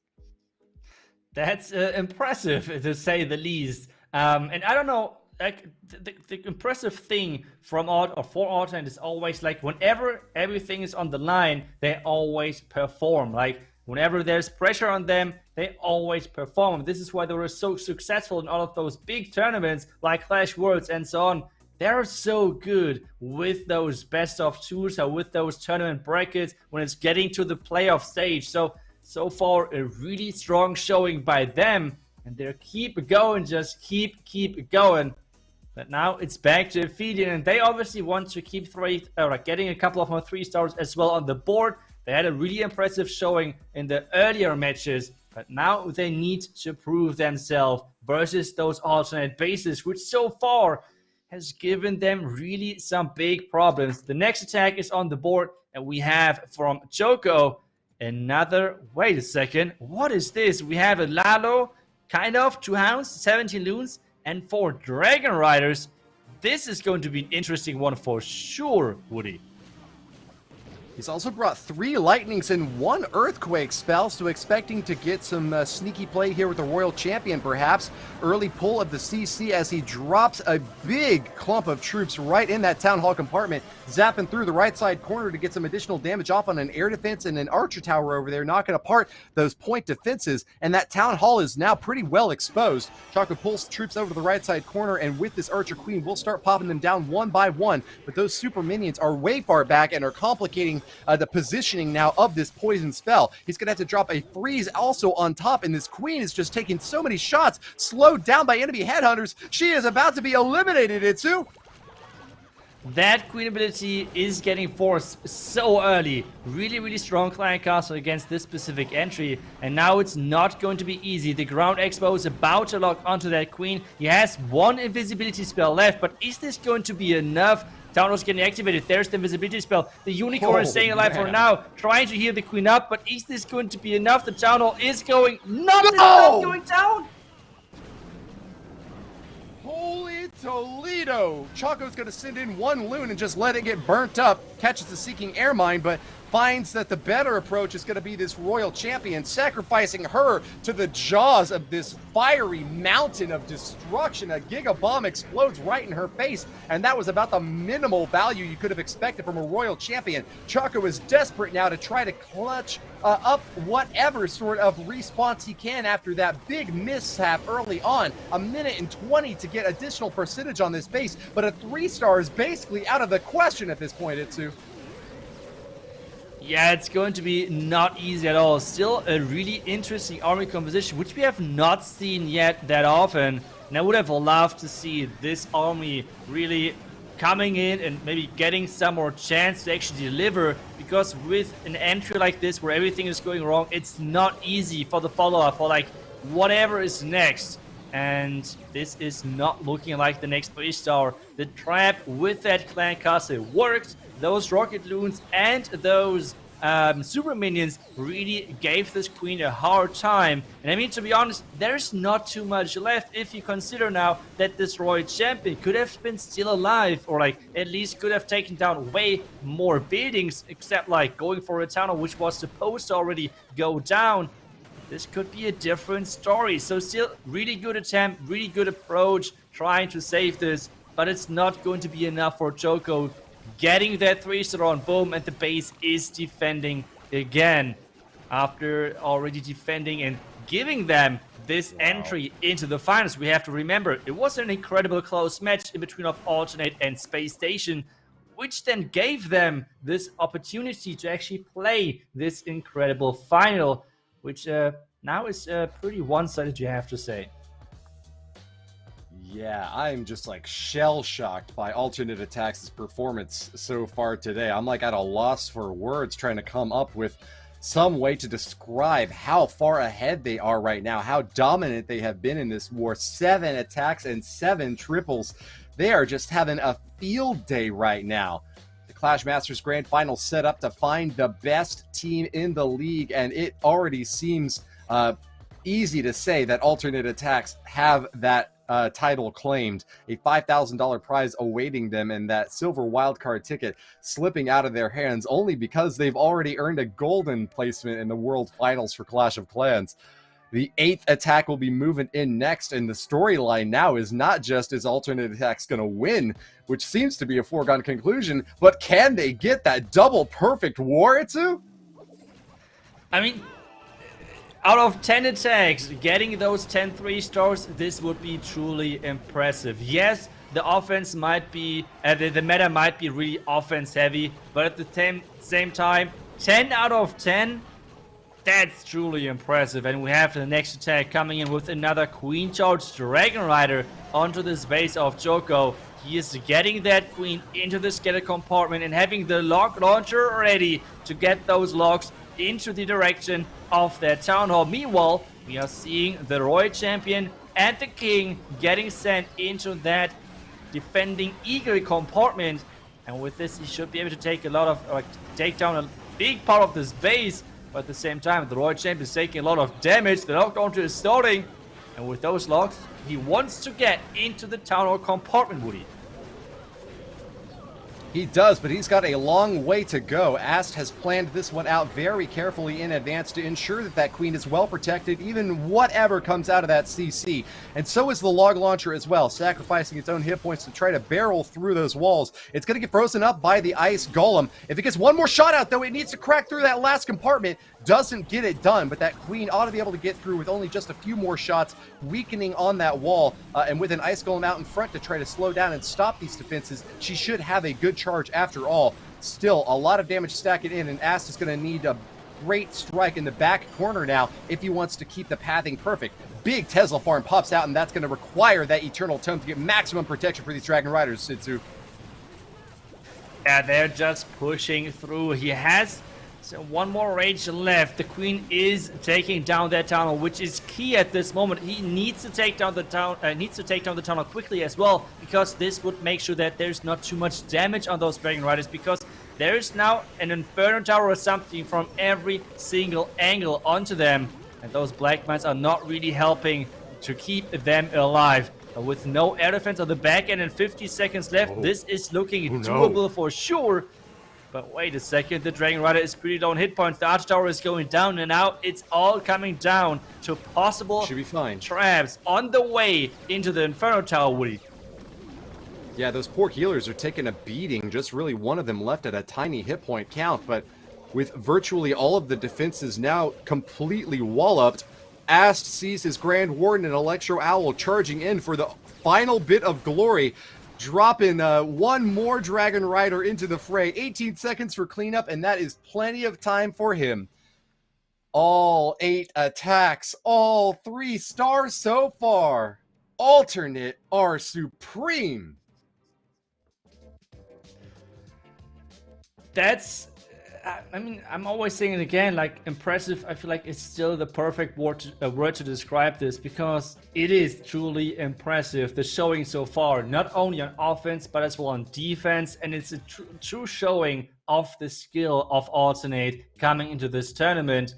And now it's 2 more attacks. And even though this already won at this point, I still don't want to be in the position of those last 2 Alternate attackers, because if one of those 2 fail, they're going to mess up the double perfect. I think this is going to annoy them, even though it's not obviously going to change the outcome of this match. But still, I think at this point, with getting so far triple wise, they want to keep going and they want to get the double perfect, Woody. Oh yeah, they do. That is such an incredible feat to accomplish. And now that they're so close, now that they only need 2 more triples, that is the storyline on everyone's minds. 18 stars. And uh-oh, you're about to be kicked out, spectator. I hope that you are ready for that with another account to watch this one. Yeah, get the shield back up, Mr. Spectator.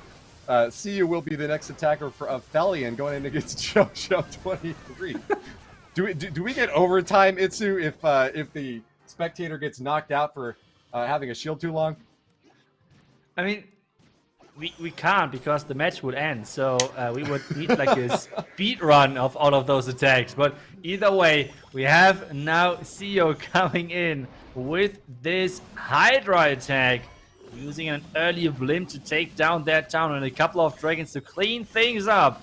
And there we go. The funnel on the left side is getting created to make sure his heroes are walking as intended. A couple of red bombs are getting popped, a couple of more dragons are getting placed, and he is about to get started to unleash those dragons onto this base. King and Queen are getting into the base on the 9 o'clock side, and if he's going to use that Warden ability perfectly, he is going to block the defending Queen and the defending Warden at the same time. Now the Warden ability, and that is the perfect timing right there, making sure the defending Queen and Royal Champion is having no impact on this one at all, Woody. Wow, another real big fast hit and finding the perfect shape up for this dragon army. They are soaring through with relatively little difficulty, and man, when you can get that much value from a heal spell in a dragon raid, you are feeling super confident about the finalizing moments here. They are relatively highly concentrated there, but with a bit of a fan out toward the end, they're going both for the right and top compartments. I think that CO should be able to get this 3-star after all, holding on even to a couple of hero abilities and ready to drop them as soon as the moment dictates. CO finds his way to finish off those air defenses, and with that, these dragons are unstoppable. Fire breathing all across the base that Yo-Yo built. It's a pretty one after all, but he is going to need some insurance to claim the arson that has happened against his base. Now, all this fire spreading across his buildings. You get what I'm saying, right, Itsu? Yeah, of course. We all got that. I'm kidding. Okay, so we have the next 3-star on the board for Ophelia, and we hope that there is a shield now for our spectator, but this means it's alternate next turn, and they have, as we said, 2 more attacks to go. Can they go perfect twice? We have Yo-Yo with 1 attack left, and I think Musk is the second one, I believe, or am I wrong? Do you know that by any chance? Yeah, that sounds about right. I think, yeah, Mask had been taking late stabs from them. I don't think I've seen him yet again in this second war that they've brought. So let's see what we have left. 2 more attacks and a chance for the double perfect. Can we come up with something in chat to describe what you call it when you get a double perfect war? Is it like the 10-pack of perfection? Is it the platinum pack? What do we call this here, guys? An immaculate war. Thank you, production, for giving that little tip into the ear. An immaculate war.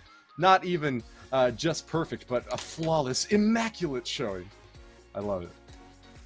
I mean, it's summing up what might happen pretty well, because so far it has not happened, because there is still those 2 attacks to the 3-star. Otherwise, all of this hyping, all of this storyline telling is not worth anything if they're going to mess things up. That's the big point. But we have the next attack on the way, and we have Musk coming in with a Queen Charge Hog Rider. Don't go with off-meta attack strategies now. We are hyping up the double perfect, and he is going in with Queen Charge Hogs. What is happening? I have no idea. We can see anything at any time from these alternate attackers, and it is just going to have to wait another second or two to see what Mask has in mind, because he is operating on another planar dimension to get the triple out of this one. It's full Hog Rider assault. Gonna have to dodge giant bombs and spring traps left and right, but with a couple of heal spells in tow, he is well positioned to be able to get the damage out here. Knocks apart a multi-target Inferno with this Queen Charge in the left side corner, and could wind up going the distance. Just needs solid protection in the interior, but with 2 scatter shots spread out and protected by heroes in the top right, and in a difficult to reach Eagle Artillery in the top side, what is his plan? I mean, I think what his plan is going to be, he's charging that town hall, waiting for the clan castle to come out, and then going to unleash a huge wave of Hog Riders from the top left side. I think he's going to then save that Royal Champion to use that on the core scatter shot, which is staying alive, and then still having the slammer for the back end. This would be my guess, but at the same time, let's wait for what exactly is about to happen. First off, he needs to take down the defending clan castle. The first eagle shots are hitting his Queen, not the healers. That's great. Okay, I did not say. I'm sorry. I'm sorry. Freeze those. Somehow freeze the eagle, please, because those healers are getting shot at, and 1 red bomb will take them down.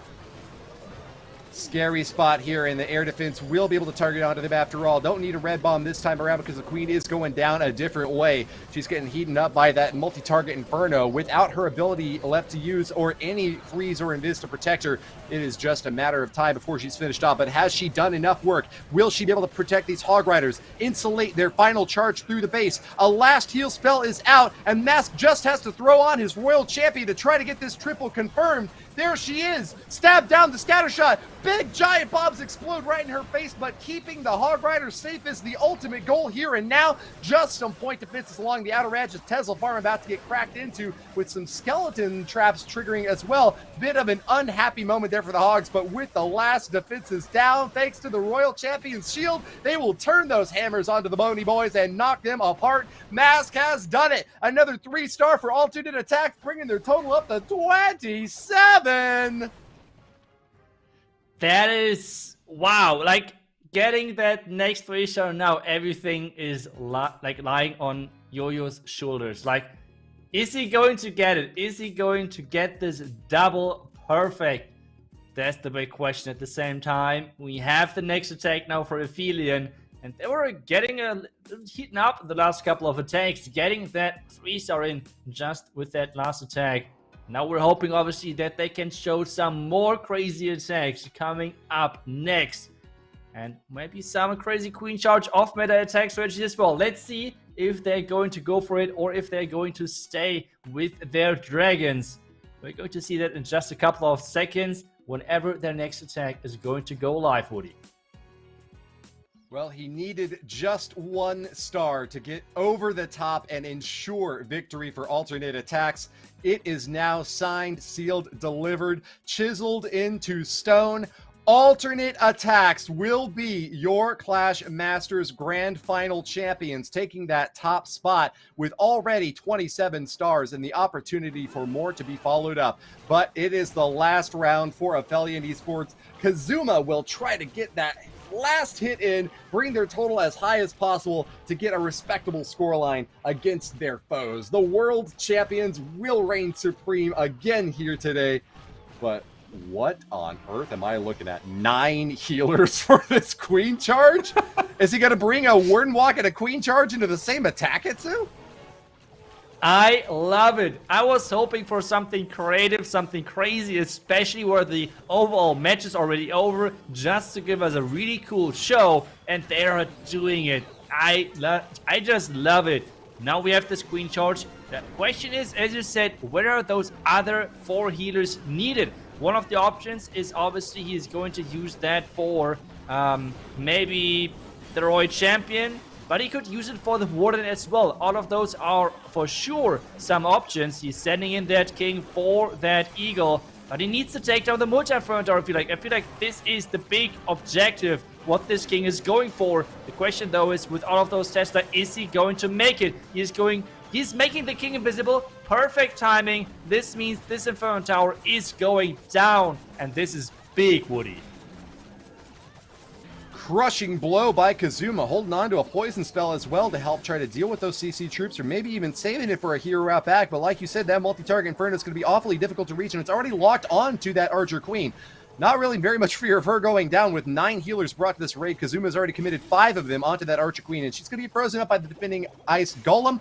But rage against the Dying of the Light, Kazuma. Ophelia goes all the way in. And what's catching your attention, Itsu?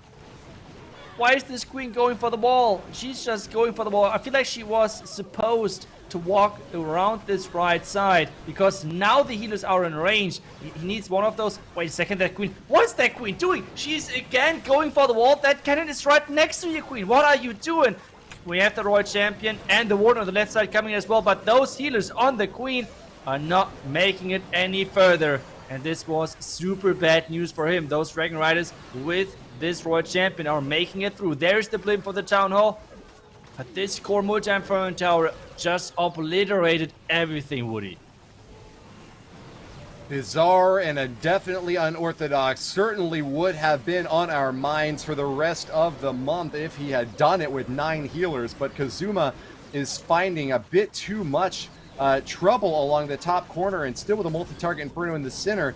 He is not going to get the triple he was looking for. Time is a factor here, and Kazuma is about to time out with all of those healers now swapping off onto the lone little wizard out in the bottom left corner. At least that guy is going to get a nice massage at the end of the day, Itsu. Yeah, I think he's going to be happy about that. But yeah, just this really unfortunate footwork of that queen. The pathing of the queen did really not was any good for the attack. I feel like if this queen would have stepped around the corner, not would have went for this wall, I think this could have been a huge different story. But instead, he's a bit unlucky with that. Still, though, I love the attempt. I love the approach that he's coming in with something creative, something which is not that common, bringing those 9 healers to the mix. And I think that was a really cool try. But at the same time, now we're getting back to Yo-Yo because he could go and he could get that double perfect for alternate. That is the big question. Is he going to make it though? What do you think, Woody? I think he will. I'm going to hold out hope. I don't see any reason to be pessimistic about this. Yo-Yo 23 has been the last attacker so many times and has come in for that finishing shot. That's the reason that alternate attacks were even able to make it into the playoffs. Remember, they had such a tight war against Space Station Gaming, 13-13, and it was off of the backs of the final shot from Yo-Yo 23 that got them here into the grand finals. He is not about to let down his teammates when so much of the storyline is still left to be shaped, and an opportunity for the immaculate war, the double back-to-back 10-pack attack. Alternate, show us what you've got. There's that poison, and he is going to send that queen into that town hall. Wait a second, town hall compartment. The first wall break did not connect where he wanted it to go. There's the second wall break. This one is finally connecting. And we have an Ice Hound Lalo with 4 bats for this base. And this one, okay, is going to be an exciting one, I feel like. The queen ability should be used any second. Wait, okay, he's still waiting for it. Now the queen ability to take down the town hall. The king now is getting forced into that queen compartment. He wants to take down that queen as fast as possible, just to make sure that this top side with that Lalo is really easy to get access to. And now we have that stammer getting started. I feel the bats are going to come in for the core scatter shot, but we're going to see that just in a second, Woody. That's a good read. Not a whole lot of splash defenses around it. And there they go. The bats are down. They're attacking the scatter shot. The priest is off onto that wizard tower, protecting both the bats and the balloons as well. Big pop from the Ice Hound, and that is going to be a big freeze onto the defenses up there. A second freeze as well. Here they come for their final approach. Yo-Yo 23's balloons are unstoppable. Haste, freeze, protection from the Grand Warden. Pops up top, and the Grand Warden's Electro Owl. A little bit more pushing done, and this will be the final triple of the day, Itsu. Everything is just pushing through. The Inferno Dragon and the Dragon Rider from the core are pushing everything through. Time should not be an issue. And Woody, you said it, this is the final 3-star for alternate, and they are getting it done. The double perfect, 30 stars in 10 attacks. The incredible goal, what they achieved in this finals. And I think they deserve for sure this Clash Masters champion title. And what a show they brought. Absolute domination. An immaculate showing. Clash Masters Grand Finals has your decisive, and that is an understatement, winners.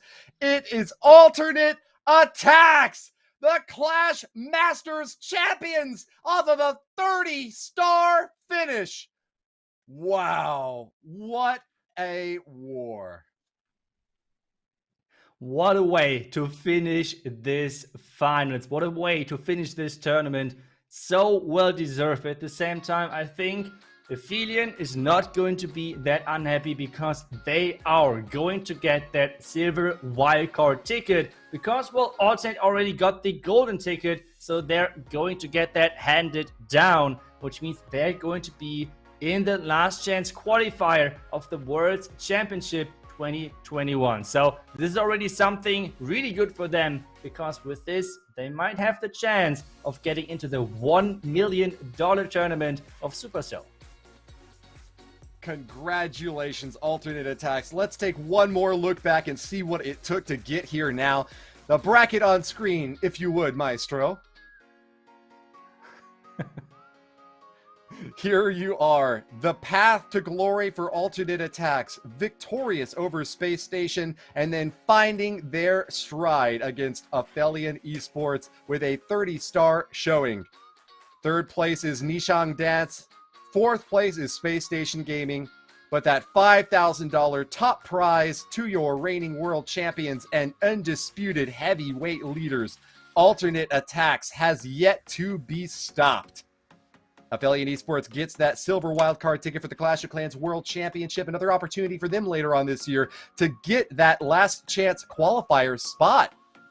Congratulations to them, maybe even more valuable than the prize money on the line here, and what a story for them to tell. They have got a lot more practice left ahead of them, because that last chance qualifier is going to be a super difficult one to prove their worth again.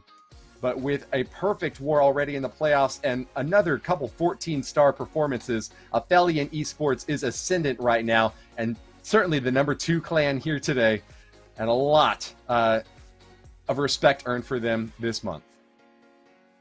Yeah, that's for sure, but I think we should take a look at last time at the standings of this Clash Masters tournament, and now we can see it, the first seed Alternate. And we can see as well in the graphic that Ophelia Esports is taking this this silver wildcard ticket. And we see all the top 8 teams, with Team Zex on number 5, Queen Walkers on 6, number 8 Reported Gaming, and HT Family coming in this 8th seed position, Woody. Awesome job to them there. And I'm taking a look just for fun real quick at the hit rate that we saw from Alternate Attacks. If you want to consider them just at an 80% going into that Grand Finals war, with 10 wars to go, if they maintain that 80% hit rate, they would have had just a 10.7% chance at getting that double perfect war. Now, if you factor in the wars that they had today, just the 3 stars that they got, that drops even lower. It really must be said again and again that Alternate Attacks have done something truly incredible by being able to get 10 3-stars all in a row. The perfect, unstoppable offense all the way throughout, Itsu. Yeah, and as I said, something about Alternate is always they're getting better and better as they're moving forward in those tournaments. Like, in those last rounds of a tournament, you never want to face Alternate because they're so strong and always getting the results they needed with the offense and defense. I feel like this is always something which people really easily overlook, like especially in the current meta, where a lot of people are saying it's maybe too easy to 3-star, or offense is really, really strong.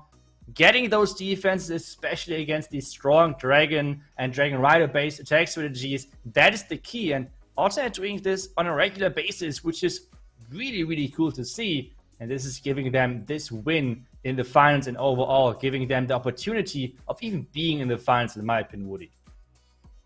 I just crunched the numbers for those curious out there. If you factor in the additional 3 triples that they got against Space Station Gaming for an overall 73% hit rate in the Clash Masters playoffs up until that grand final, the ability to go 10 for 10 was a 4.3% chance.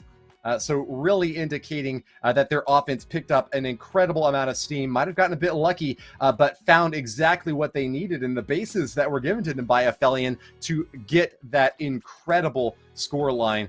Something that will be very difficult to overcome for clans in future years. I think that this is going to stand for a long time as the most dominant showing in a grand finals for a large Clash of Clans esports event. And I hope that people keep it in their mind, because what Alternate Attacks have done here is truly incredible. Congratulations again to them. Itsu, you want to take it away from here? I just wanted to point on one more thing, because obviously this is just one part of like this specific tournament, but as well it has some impact on Clash Worlds as well. Not only the silver ticket, but as well like we don't see at the moment alternate in those qualifiers, right? So everyone's like asking, how, like, do they maybe like go like down from their skill, or like getting into a huge break, into a huge like down phase or something? But as you said, just being able to perform on such a high level, even though they don't have the routine of trying to qualify every single month, like, I mean, obviously this is a huge practice thing as well, trying to get into the pre-qualifier, then into the qualifier, and they don't have that, but still they're performing on this incredible high level. I just want to touch on that as well, because I feel like this is something really important to note, and this makes, to me, this performance even more impressive overall, Woody. Excellent job. The Clash Masters Series 1 has come to a conclusion. We hope that if you enjoyed watching the matches today and over the past month, that you'll give us a follow over on Twitter and Instagram to stay apprised of any future opportunities that may arise within the Clash Masters universe. Championship for alternate attacks and the silver wildcard for Ophelia Esports mean that their stars are rising even higher. Also, congratulations to our other playoff contenders today, Nishang Dance and Space Station, for their wonderful work to make it up to the very top here today. But I think that is just about going to do it for us. Remember that there's a merch box giveaway available if you want to get a chance at that prize. Go on over to our Twitter page and show some love to the guys running the social media account there. You can also follow us here on Twitch if you want to continue getting in on all the action that we have to share with you, watching the best clashing available in any dimension. We hope that you've enjoyed the show today. Thanks again to Itsu and the production crew for doing such an awesome job. I'm going to give you the last word, my friend.